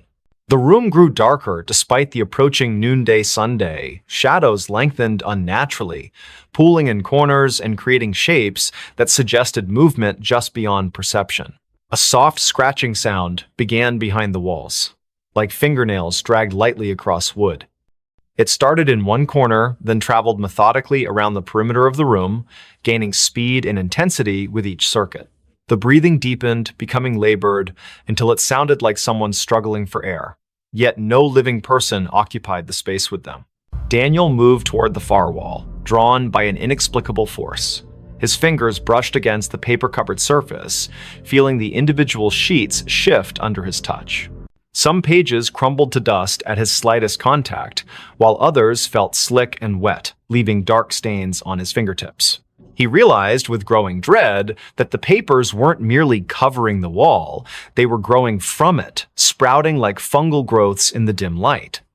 Words formed and reformed before his eyes, sentences rearranging themselves into coherent paragraphs that told stories of lives lived and lost within these walls. The breathing changed pitch suddenly, becoming higher and more rapid. The room responded physically, its walls expanding outward, then contracting violently. Books fell from shelves that hadn't been there moments before, their pages fluttering like wounded birds. The desk in the center split down the middle, revealing a cavity stuffed with more paper, all bearing the same frantic handwriting. Victoria stumbled backward as the journal in her hands began to burn, not with fire, but with a cold light that seared her palms without leaving marks. The reflected version of herself in the window had disappeared completely, replaced by something darker and less defined. Michael's camera flashed repeatedly, capturing images he couldn't see with his naked eye. Through the viewfinder, he watched shadowy figures emerge from the walls, their forms distorted but somehow familiar. They moved with purpose, gathering around the edges of the room like spectators at a performance. Their faces remained indistinct, but their presence pressed against his consciousness like a migraine building behind his eyes. The symbols on the baseboards glowed faintly, their light pulsing in time with the room's breathing. A sudden gust of wind swept through the space, though none of the windows had opened. Papers swirled in miniature cyclones, settling randomly across the floor in patterns that suggested meaning. The breathing grew ragged, punctuated by wet, gurgling sounds that made Victoria cover her ears with both hands. She sank to her knees as memories flooded her mind, memories that weren't hers. Faces of strangers flashed before her eyes, each accompanied by a surge of emotion so intense it brought tears streaming down her face. Pain, loss, despair, each sensation more vivid than anything she had experienced in her own life. Daniel found himself drawn to the farthest corner of the room, where the wall seemed to pulse more noticeably than the others. His hands moved of their own accord, tearing at the layers of paper until he exposed bare wood underneath. Carved deeply into the surface were names, hundreds of them, overlapping and intertwining like roots. Some he recognized from the photographs downstairs, others were unfamiliar but carried the same weight of tragedy. As he traced his fingers over the names, he felt them respond, the wood warming beneath his touch and the letters seeming to rearrange themselves into new configurations. The room's breathing became erratic, gasping now, as if fighting for survival. The walls contracted violently, forcing everyone toward the center. Papers flapped like trapped birds, their whispers building into a cacophony of voices speaking in languages none of them understood. The symbols on the baseboards burned brighter, their light casting everything in harsh relief. Michael's camera died suddenly, its battery drained despite being fully charged that morning. Still, he kept pressing the shutter button, hoping to capture something of what he saw through the viewfinder, shapes moving just beyond the threshold of visibility. Victoria screamed as the floor beneath her feet gave way, not collapsing, but opening like a mouth hungry for sustenance. She fell forward, catching herself on hands that sank partially into the wood as if it had become liquid. The journal's cold light spread across her arms, illuminating veins that seemed to contain flowing ink rather than blood. Memories continued to assault her mind, each one bringing physical pain that made her whole body convulse. The reflected version of herself returned in the window, reaching out toward her with hands that passed through the glass as if it were water. Daniel tore at the wall faster now, his fingers bleeding as he clawed deeper into the wood. With each name he uncovered, the room reacted more violently. The breathing became wheezing, punctuated by wet coughs that sprayed droplets of something dark against the remaining intact wall. The uncovered names began to glow, their light joining with that of the symbols on the baseboards until the entire room shimmered with an otherworldly radiance. Shapes moved within the walls themselves, pressing against the surface from the other side like creatures trying to break free. Michael retreated to the doorway, his legs shaking as he watched his friends struggle against forces they couldn't comprehend. Through his useless camera, he saw the truth of the room laid bare. A massive, beating heart at its core, pumping darkness instead of blood through veins of corrupted wood. The symbols served as valves, regulating the flow of whatever malignant force inhabited the space. The photographs downstairs weren't just documentation, they were warnings, each one showing the room consuming another victim who had come too close to understanding its nature. The breathing stopped suddenly, leaving a silence so profound it hurt their ears. The room held its collective breath, waiting. The walls began closing in, not quickly, but inevitably, their movement accompanied by the sound of thousands of pages turning simultaneously. Victoria pulled herself free from the floor, her arms streaked with black ichor that evaporated into smoke before hitting the ground. The journal's light had consumed her shadow, leaving her outlined in negative space. She joined Daniel at the wall, helping him tear away the remaining paper in a desperate attempt to reach whatever core lay hidden beneath. As they worked, the room showed them its true face. The walls weren't solid, they were composed of compressed memories, each layer containing the essence of someone who had tried to understand or escape. Faces pressed against the surface from the other side, their mouths open in silent screams that vibrated through the very bones of the building. The symbols on the baseboards merged into a single pulsing sigil that dominated the floor, its light so bright it burned away the darkness entirely. The heart at the room's center beat once, twice, then exploded outward in a wave of energy that threw them all backward. When they opened their eyes again, they found themselves standing outside number 17 Marlborough Street. The building looked different now, newer somehow, its bricks clean and its windows reflecting the afternoon sun without distortion.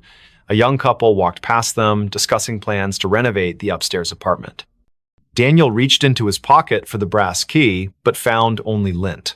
Michael's camera hung heavy around his neck, its memory card wiped clean. Victoria's hands bore no marks, though she could still feel the phantom burn of ink-filled veins beneath her skin.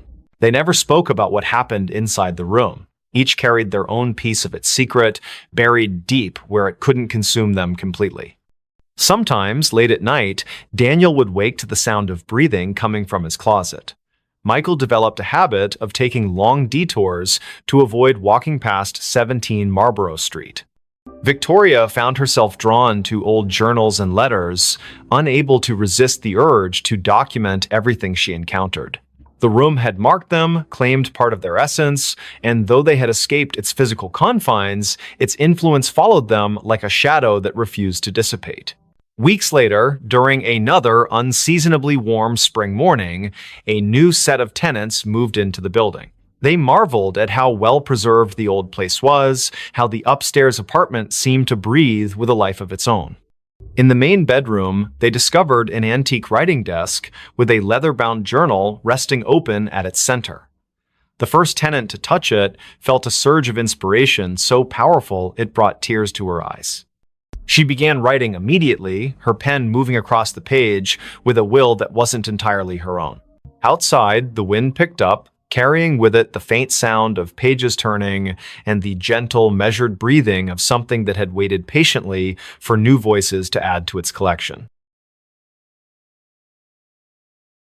The room behind the wall.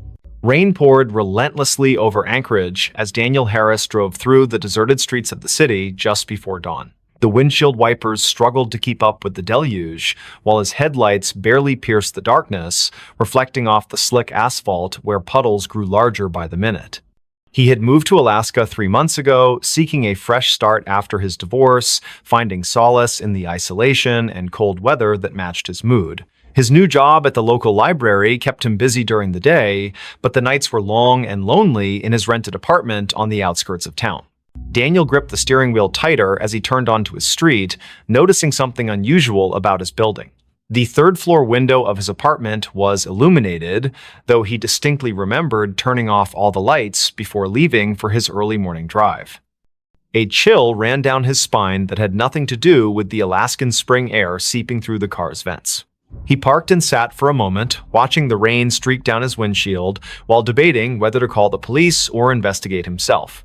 The rational part of his mind told him it was probably just a blown fuse or faulty wiring, but something about the yellow glow emanating from behind the curtains felt wrong. As he stepped out of the car, the cold rain immediately soaked through his jacket, and he could feel the water pooling in his shoes. The street was eerily silent except for the sound of rain hitting every available surface. No other cars passed by, no neighbors peeked out their windows. It was as if the entire neighborhood had been abandoned except for him and whatever waited inside his apartment. Reaching his door, he hesitated before inserting the key. The lock turned smoothly, too smoothly, as if someone had recently oiled it. Pushing the door open slowly, he called out, "Hello?" Though his voice barely rose above a whisper. The hallway light was on, which he definitely hadn't left that way. His heart pounded in his chest as he stepped inside, closing the door behind him with a soft click. The apartment seemed undisturbed at first glance. His coat still hung on the rack, his shoes remained neatly by the entrance, but something felt fundamentally different about the space. As he moved further into the living room, he noticed small details that sent warning signals through his mind. The books on his coffee table were slightly askew, not dramatically so, but enough to suggest they'd been handled recently. His laptop, which he always closed when leaving, was open and displaying the screensaver. More disturbingly, there was a faint smell in the air, something metallic and organic that made his stomach churn. It wasn't quite blood, but it carried the same primal warning that danger had been here, lingered, and might return at any moment. The bedroom door was ajar, and against his better judgment, Daniel pushed it open wider. Everything appeared normal until he noticed the closet door was slightly open, revealing a shadowy gap between the wall and the frame. He never left that door open, not since moving in. As he approached, he heard a soft creak from somewhere deep within the walls, like wood settling but with an unnatural rhythm. The sound repeated itself, growing louder and more insistent, then stopped abruptly. His breath caught in his throat as he realized the noise wasn't coming from the building's old structure, but rather from behind the wall itself. The next morning, Victoria Evans arrived at Daniel's apartment complex for their scheduled meeting. They had connected through a local support group for newcomers to Anchorage, bonding over their shared experiences of adjusting to life in Alaska.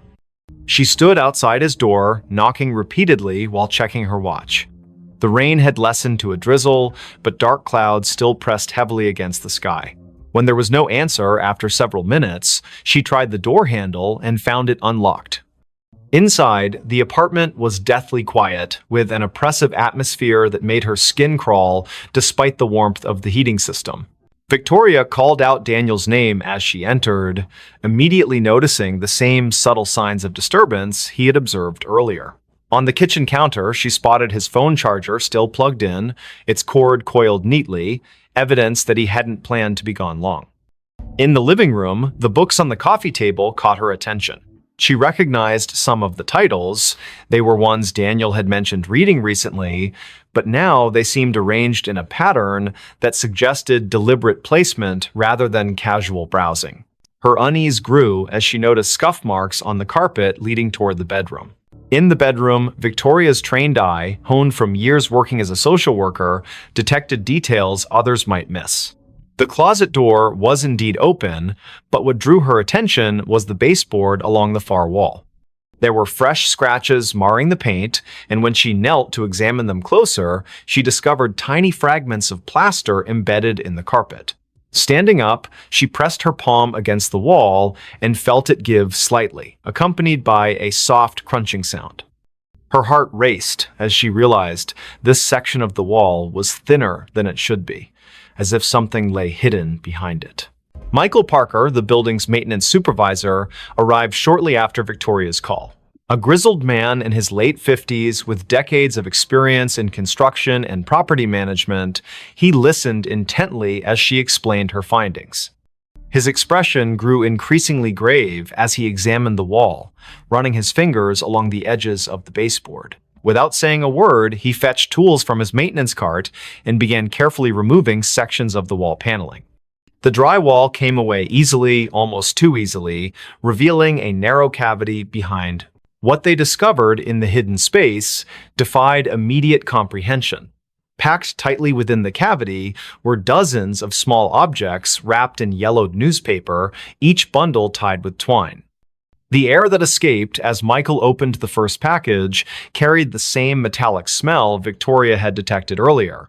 Inside was a collection of personal items, a child's necklace, a set of house keys, a driver's license belonging to someone named Sarah Mitchell. Each successive package contained similar artifacts, all meticulously preserved, but clearly taken from different individuals over many years. The realization hit them simultaneously. They had uncovered evidence of something far more sinister than either had imagined possible. The discovery triggered a chain reaction of events that consumed the lives of everyone involved. Local authorities descended upon the building, forcing residents to evacuate, while forensic teams worked around the clock. Victoria found herself unable to leave, drawn back daily to witness the investigation unfold. She learned that the building had been constructed in the 1920s and had changed hands numerous times throughout its history. Previous tenants had reported strange occurrences, sounds behind walls, unexplained shadows, sudden temperature drops, but these complaints had always been dismissed as typical of older buildings.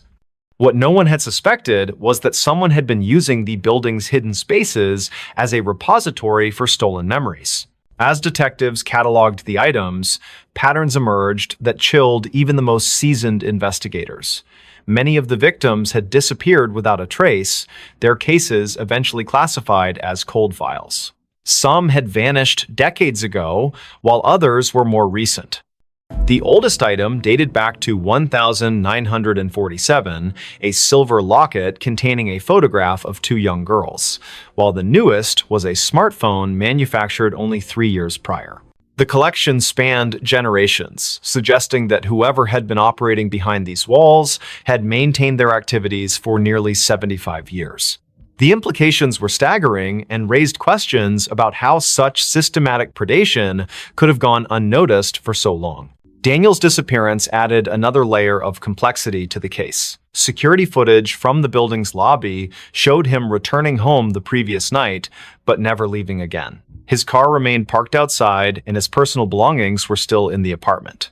The only clue was a set of muddy footprints leading from his bedroom to the hidden cavity in the wall, prints that matched his shoe size exactly. Investigators theorized that he might have stumbled upon the collector in the act and become another victim, but without physical evidence, they couldn't confirm this theory.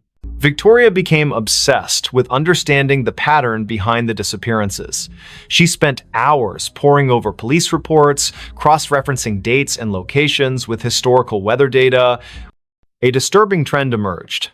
Nearly all the abductions had occurred during heavy rainstorms, particularly in spring when the days were shortest and visibility poorest. The timing suggested premeditation and intimate knowledge of both the building's layout and the routines of its occupants. Whoever had been collecting these artifacts understood human behavior well enough to predict when people would be most vulnerable. The building itself seemed to become more active as the investigation progressed. Residents who had lived there for years reported hearing strange noises at night, thumps and scrapes that echoed through the walls.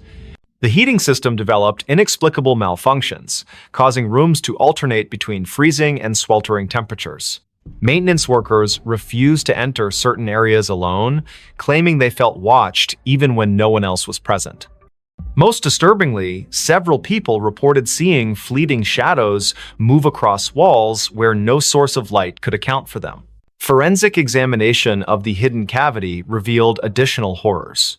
Deep gouges marred the wooden framework, and analysis showed traces of human tissue embedded in the splinters. Blood spatter patterns suggested violent struggles had taken place within the confined space, though the lack of bodies complicated efforts to reconstruct specific events. The collector had apparently used the cavity as both storage and execution chamber, creating a macabre shrine to their crimes. Experts noted that the care taken in preserving each artifact spoke to a deep psychological pathology, possibly rooted in trauma or obsession. Detectives identified a potential suspect through painstaking research into the building's ownership history. A man named Edgar Thompson had purchased the property in 1946 and managed it until his death in 1982. Records showed he had lived in the very apartment where Daniel had resided, and multiple former tenants recalled rumors about strange noises emanating from his unit.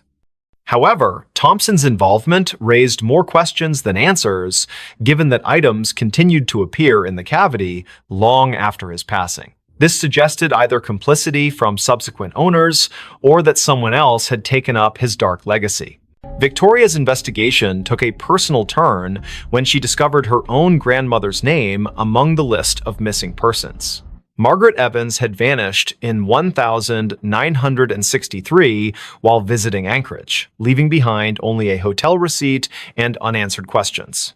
The revelation shook Victoria to her core, transforming her professional interest into something far more visceral. She found herself spending nights in the vacant building, sitting in the empty apartment, and listening to the walls breathe with secrets that refused to remain buried.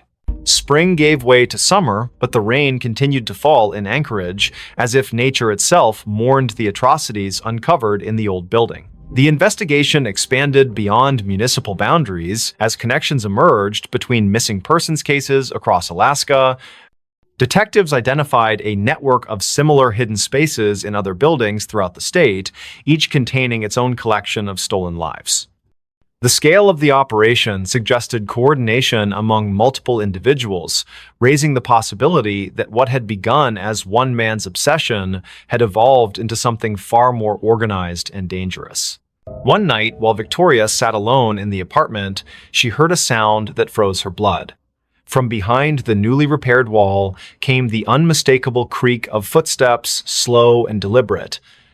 She grabbed her phone to call for help, but found no signal in the suddenly dead zone of the building. The footsteps grew closer, accompanied by the soft rustle of fabric brushing against wood. Then came a voice, barely audible but unmistakably human, whispering words that made her skin crawl. "You shouldn't have looked. You shouldn't have seen." The voice sounded ancient, yet familiar, carrying echoes of countless voices absorbed over decades. The police response team arrived 20 minutes later, bursting into the apartment with weapons drawn. They found Victoria unconscious on the floor, her phone shattered beside her. Paramedics determined she had suffered a severe panic attack but would recover. Yet when they examined the wall where she claimed to have heard the voice, they discovered something that defied explanation. Fresh scratches marred the newly installed drywall, forming words that spelled out a single chilling message: "Not done yet." The marks were too high for anyone to reach without assistance, and security cameras showed no one entering or leaving the apartment during the crucial time period. As weeks turned into months, the case remained unsolved despite mounting evidence. The building was eventually condemned, deemed structurally unsafe due to unforeseen damage discovered during renovations. Residents scattered to different parts of the city, but many reported feeling eyes upon them in their new homes, especially during rainstorms. Victoria returned to her work as a social worker, but found herself constantly looking over her shoulder, certain that whatever had operated in those walls continued to watch from the shadows. The last anyone saw of Daniel Harris was captured by a traffic camera 2 blocks from his apartment on the night he disappeared. The footage showed him walking briskly through the rain, occasionally glancing over his shoulder as if pursued. His image blurred momentarily, then reappeared moving in the opposite direction, though no one else appeared in frame. When enhanced, the video revealed something impossible. His reflection in a storefront window showed him reaching toward the camera with an expression of pure terror, though his physical form continued walking away. The file remains archived, awaiting technological advances that might explain the anomaly. Today, the building stands empty on the outskirts of Anchorage, its windows boarded up and its doors sealed with official notices. During heavy rains, passers-by claimed to hear faint whispers emanating from within, voices overlapping in desperate pleas for help. Local authorities maintain regular patrols of the area, though officers assigned to these duties often request transfers after short periods. The case files remain open, gathering dust in secure archives while waiting for new leads that may never come. And somewhere, in the spaces between walls and beneath floorboards, the collection continues to grow. Don't just watch in the dark. Click subscribe, like, and join now. Before we begin, tell me, where are you listening from and what time is it there? The secret without a name. The cold was biting, and the silence of Anchorage's streets at 2 a.m. felt unnatural. Amelia Mitchell pulled her coat tighter around herself as she hurried down a dimly lit sidewalk. The snow crunched under her boots, each step echoing in the stillness like an unwelcome intrusion. She shouldn't have been out here this late, but something about the call from Sophia Miller had made her stomach churn, a desperate voice pleading for help before the line went dead. Amelia's breath came out in visible puffs, quickening with every second that passed. Her gloved hands tightened around the strap of her bag as she turned onto Sophia's street. It was eerily empty, the kind of emptiness that didn't feel right even for a place buried deep in winter. Streetlights flickered above, casting long shadows on the snow-covered ground. The houses here were mostly dark, their windows staring blankly into the night, except for one, a faint light glowed behind closed curtains at the end of the block. That must be it, she thought, her heart pounding harder now. Sophia lived alone, always insisting she liked the quiet solitude of Anchorage winters. But tonight, there was no answer when Amelia knocked on the door. She tried again, louder this time, her knuckles rapping against the wood with urgency. "Sophia?" Are you there?" Only silence greeted her, broken only by the distant hum of power lines swaying in the wind. She reached for her phone to call again, but just as her thumb hovered over the screen, she heard a faint creak from inside the house. It wasn't enough to dismiss as settling wood, it carried weight, purpose. Amelia hesitated, then pressed her ear closer to the door. Another sound followed, softer but unmistakable, shuffling footsteps, moving away from where she stood. "Sophia?" she called again, her voice trembling. No response. Just the oppressive silence pressing back against her words. Then, without warning, the doorknob began to turn slowly. So slowly, it seemed deliberate.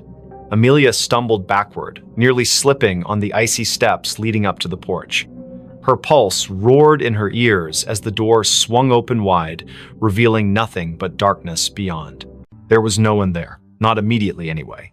But as Amelia forced herself to peer inside, she noticed something odd, a trail of wet footprints leading further into the house. They weren't hers. They couldn't be. She hadn't stepped inside yet.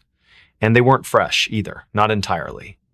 Some parts of the prints gleamed with melted snow, while others looked older, partially dried and smeared as if someone or something had walked through days ago but left traces that refused to fade. Against her better judgment, Amelia stepped inside. The warmth of the house hit her instantly, though it brought little comfort. Something about the air felt wrong, stale, heavy, as if it hadn't circulated properly in weeks. She glanced around the living room, taking in the familiar clutter of books and photographs scattered across shelves. Everything seemed normal, until she saw the photo frame lying face down on the coffee table. She picked it up cautiously, turning it over. It was a picture of Sophia smiling brightly next to Jackson Cole, her boyfriend or ex-boyfriend, depending on who you asked. Their faces were scratched out violently, gouges cutting through the glass like angry scars. A chill ran down Amelia's spine. This wasn't random vandalism. Someone had done this deliberately, methodically.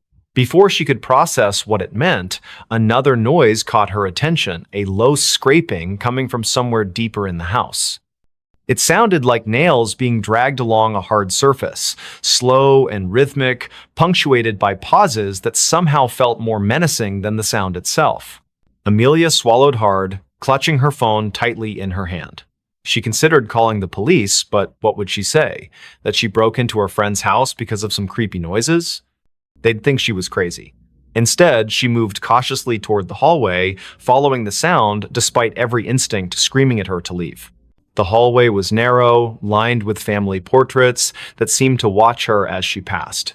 Each frame held a face frozen in time, eyes staring ahead as if waiting for something.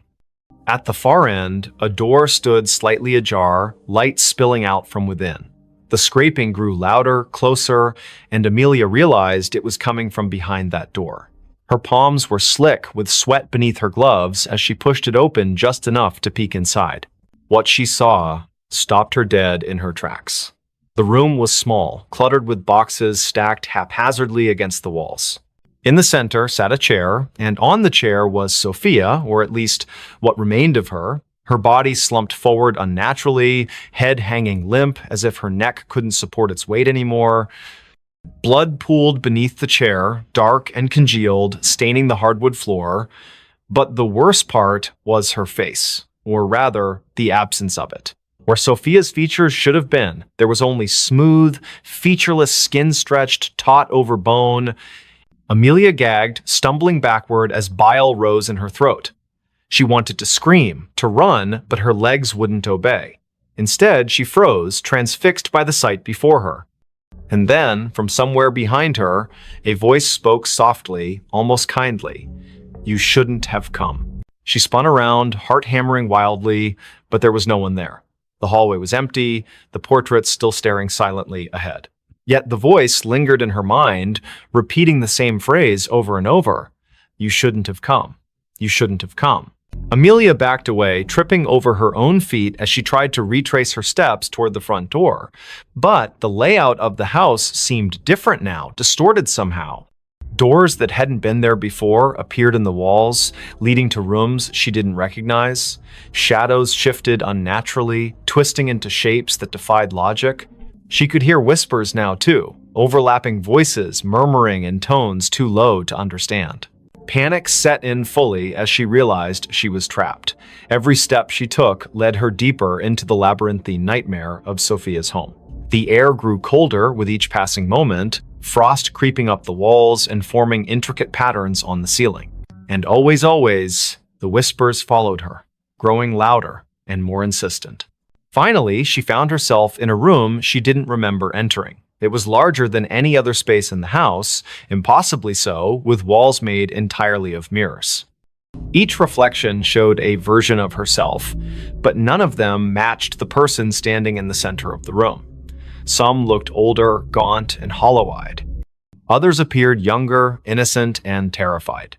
One reflection wasn't even human. It was a twisted, monstrous figure with elongated limbs and a mouth full of jagged teeth. Before she could react, the reflections began to move independently, stepping out of the mirrors and surrounding her. Their movements were jerky, unnatural, and they all spoke in unison, their voices blending into a single cacophony. "You know the secret," they hissed. "You've always known." Amelia shook her head frantically, tears streaming down her face. "I don't know anything," she screamed. But the figures only drew closer, their cold breath brushing against her skin. One of them reached out, its fingers brushing her cheek, and suddenly memories flooded her mind, memories that weren't hers. Images of Sophia, of Jackson, of secrets whispered in the dark, of a nameless thing lurking just beyond the edge of perception, waiting patiently for someone foolish enough to stumble upon it. And then everything went black. When Amelia woke, she was outside again, lying in the snow. The house was gone, replaced by an empty lot surrounded by trees. Her phone buzzed in her pocket, and she fumbled to retrieve it, hoping desperately for some explanation. There was a text message from an unknown number containing only 3 words: "Tell no one." She stared at the screen, her hands shaking uncontrollably. Somewhere in the distance, she heard laughter, soft, childlike, and utterly devoid of joy. Next story. Haunted hospital corridors, true night shift horror, lonely hospital night shift. The hospital smelled like death. Not the clean antiseptic kind you might expect from a sterile environment, but something deeper and older like decay seeping into every crack of the walls. It was faint at first, almost imperceptible, but as soon as Sarah stepped through the heavy double doors leading to Wing E, it hit her full force. She clutched her clipboard tighter and tried to shake off the chill that ran down her spine. It wasn't supposed to be this bad. When she'd accepted the job as a night shift janitor at St. Blank, Mercy General Hospital, they'd told her it would be simple maintenance work. Mopping floors, restocking supplies, emptying trash bins. They hadn't mentioned the dimly lit hallways, the creaking floorboards, or the unsettling silence broken only by the occasional hum of malfunctioning equipment. And certainly, no one had warned her about Wing F, a part of the hospital that felt less like a medical facility and more like a haunted house. Sarah adjusted her radio on her belt for what felt like the 100th time since starting her shift. Static buzzed intermittently, making her wonder if anyone could even hear her calls anymore. "Dispatch?" she said softly, her voice trembling despite herself. No response, just static. She sighed and pressed forward, telling herself to focus on the task at hand.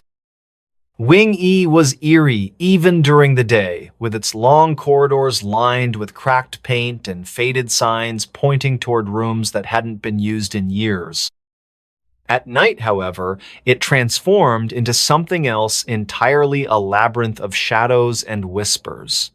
The lights above flickered erratically, casting dancing patterns across the peeling wallpaper. Every step echoed unnaturally loud, amplifying the sense of isolation. As Sarah pushed her mop bucket down the hallway, she noticed something odd. One of the patient call buttons near room 317 was blinking furiously, though the room itself remained dark and locked.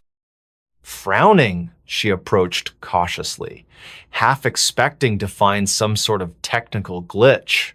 But when she pressed her ear against the door, she swore she heard soft murmurs coming from inside. "Hello?" she called out, her voice barely audible over the pounding of her heart. Silence answered her.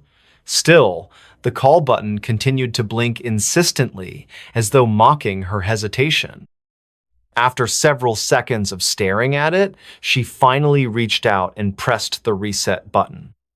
The light stopped flashing immediately, leaving an oppressive stillness in its wake. Shaking her head, Sarah chalked it up to paranoia. Maybe the stress of working alone was getting to her, or maybe it was just the creepy atmosphere of the place. Whatever the reason, she decided not to dwell on it too much. There were plenty of other things to do before her shift ended. Or so she thought. By the time Sarah reached the far end of the corridor, the unease had grown palpable. The air seemed colder here, despite the lack of windows or ventilation systems. Her breath fogged slightly in front of her face, and goosebumps erupted along her arms. Then came the sound of low, rhythmic thumping, almost like someone knocking on a wall. It started faintly, but grew louder with each passing second until it filled the entire hallway. She froze mid-step, gripping the handle of her mop bucket like a lifeline. "Who's there?" she demanded, trying to keep her tone steady. Again, silence followed her question. Yet the thumping persisted, growing faster now, almost frantic. Without thinking, Sarah turned and sprinted back toward the main entrance of Wing E. Her shoes slapped against the tiled floor, creating a cacophony that drowned out everything else.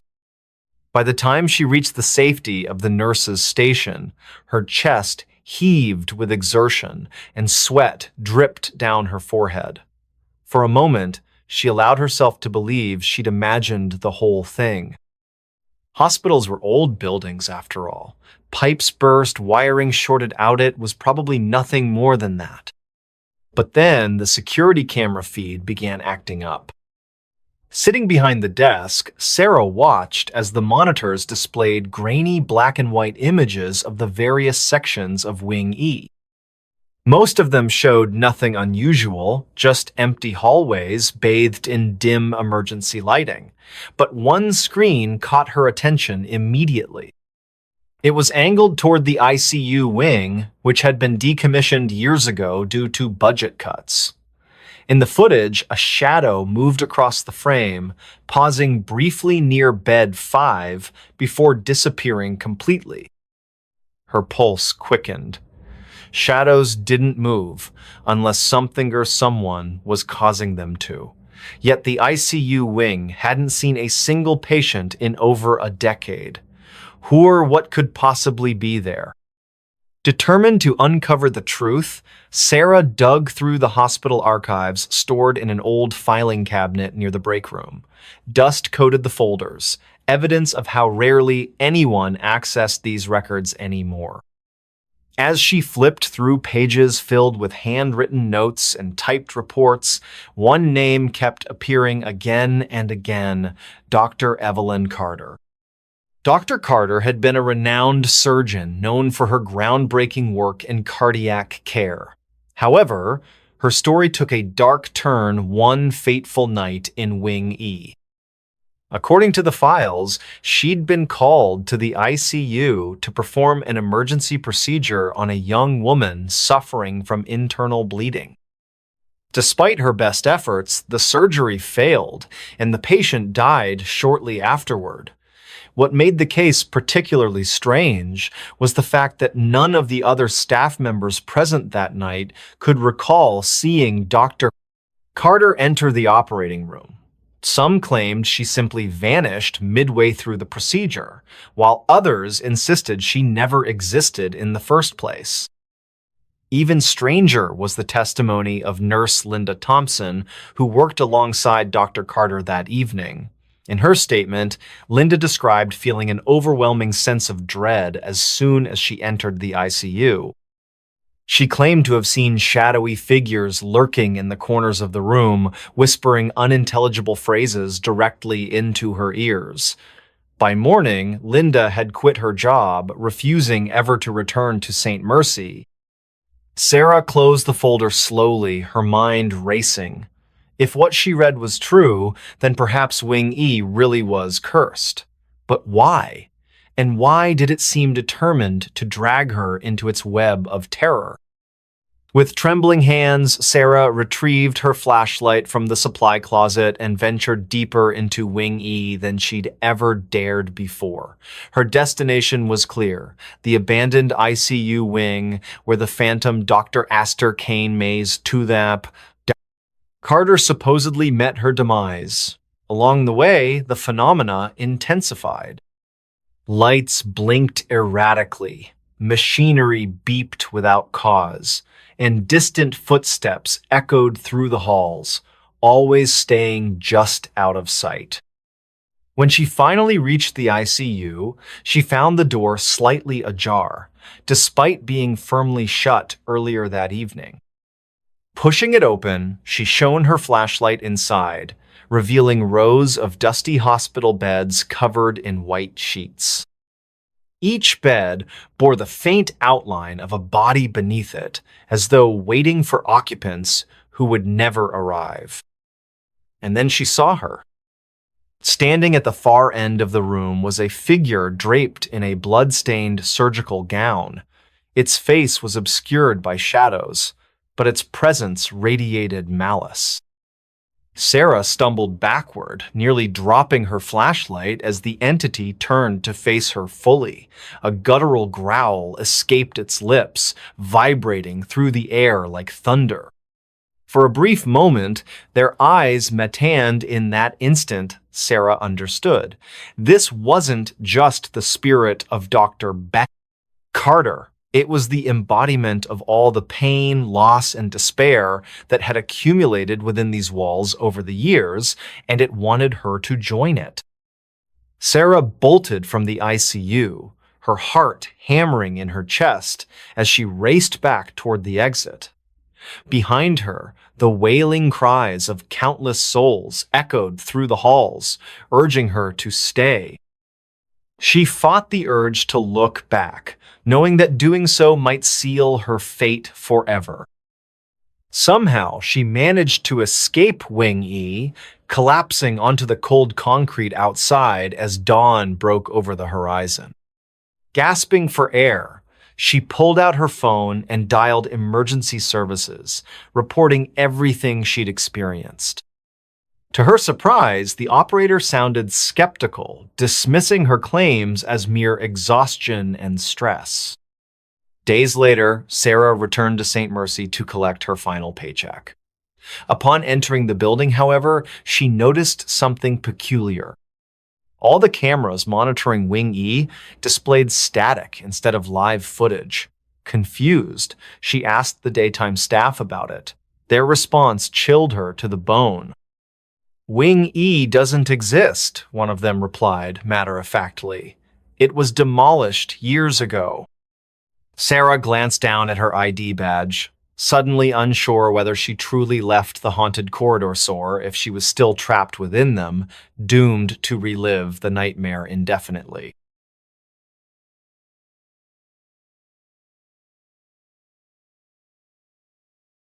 Don't just watch in the dark. Click subscribe, like, and join now. Before we begin, tell me, where are you listening from and what time is it there? The whisper that breathed. A summer storm brewed over Boston, its dark clouds casting long shadows across the narrow streets of Beacon Hill. The air was thick with humidity, and the faint scent of rain mingled with the salty breeze from the nearby harbor. At precisely 5 in the afternoon, when the sun should have still been high, an unnatural twilight descended upon the city. Andrew Scott hurried down Pinckney Street, his leather satchel slapping against his side with each quickened step. The first rumble of thunder echoed in the distance, vibrating through the cobblestones beneath his worn loafers. He had taken this route home 1,000 times before, but today something felt different. The usual sounds of the neighborhood, children playing, dogs barking, the occasional car engine, were strangely muted. Only the wind seemed alive, whispering through the ancient trees that lined the street, whispering in a way that made Andrew's skin prickle. He glanced at the old Victorian house at number 17, its windows dark and unwelcoming despite the early hour. The for sale sign in the yard swayed gently, though he couldn't feel any breeze on his face. Madison Rivera stood at her kitchen window on Mount Vernon Street, staring out at the gathering storm. Her teacup trembled slightly in her hand as she watched the clouds churn above the gold dome of the State House. She had lived in this neighborhood her entire life, but never had she seen such an ominous sky this early in the evening. The antique clock on her wall ticked loudly in the silence, each second stretching longer than it should. Something about the atmosphere felt wrong, like the world was holding its breath, waiting for something to happen. In the South End, James Cooper sat alone in his apartment on Tremont Street, absently flipping through old photographs. The lightning flashed outside, illuminating his collection of vintage cameras displayed on the shelves. His fingers paused on a particular picture, a group of friends gathered at Boston Common, smiling faces frozen in time. But as another bolt of lightning illuminated the room, he could have sworn one of the faces in the photograph moved, just for a moment. Just enough to make his heart skip a beat. The frame fell from his hands, shattering on the hardwood floor. Andrew found himself drawn to the old cemetery at the top of Copp's Hill. The wrought iron gates creaked open before him, though he was certain he hadn't touched them. The gravestones stood like silent sentinels, their weathered inscriptions barely visible in the dim light. As he walked between the rows, the whispers grew louder, more distinct. They weren't words exactly, more like fragments of memories or thoughts that didn't belong to him. A cold droplet of rain hit his cheek, followed by another. The storm was getting closer, the thunder growing more insistent, yet he couldn't bring himself to leave. Madison's phone rang suddenly, making her jump. The caller ID showed a number she didn't recognize, but something compelled her to answer. "Hello?" she said, her voice barely above a whisper. There was no response, only the sound of breathing, slow, deliberate, measured breaths that seemed to echo in her ear. The connection remained open, the breathing continuing without variation. She wanted to hang up, but her fingers wouldn't move. Outside, the wind picked up, rattling the windows and sending a chill through the room despite the summer heat. James had gathered the broken pieces of the photograph frame and was attempting to reconstruct it when he noticed something odd. The image inside had changed. Where once there had been 6 smiling faces, now there were 7. The new face wasn't clear, just a blur of features that seemed to shift when he tried to focus on them. The room temperature dropped suddenly, and his breath came out in visible puffs. From somewhere deep within the walls, he heard a soft scraping sound, like fingernails dragging across wood, getting closer with each passing moment. The rain began to fall in earnest now,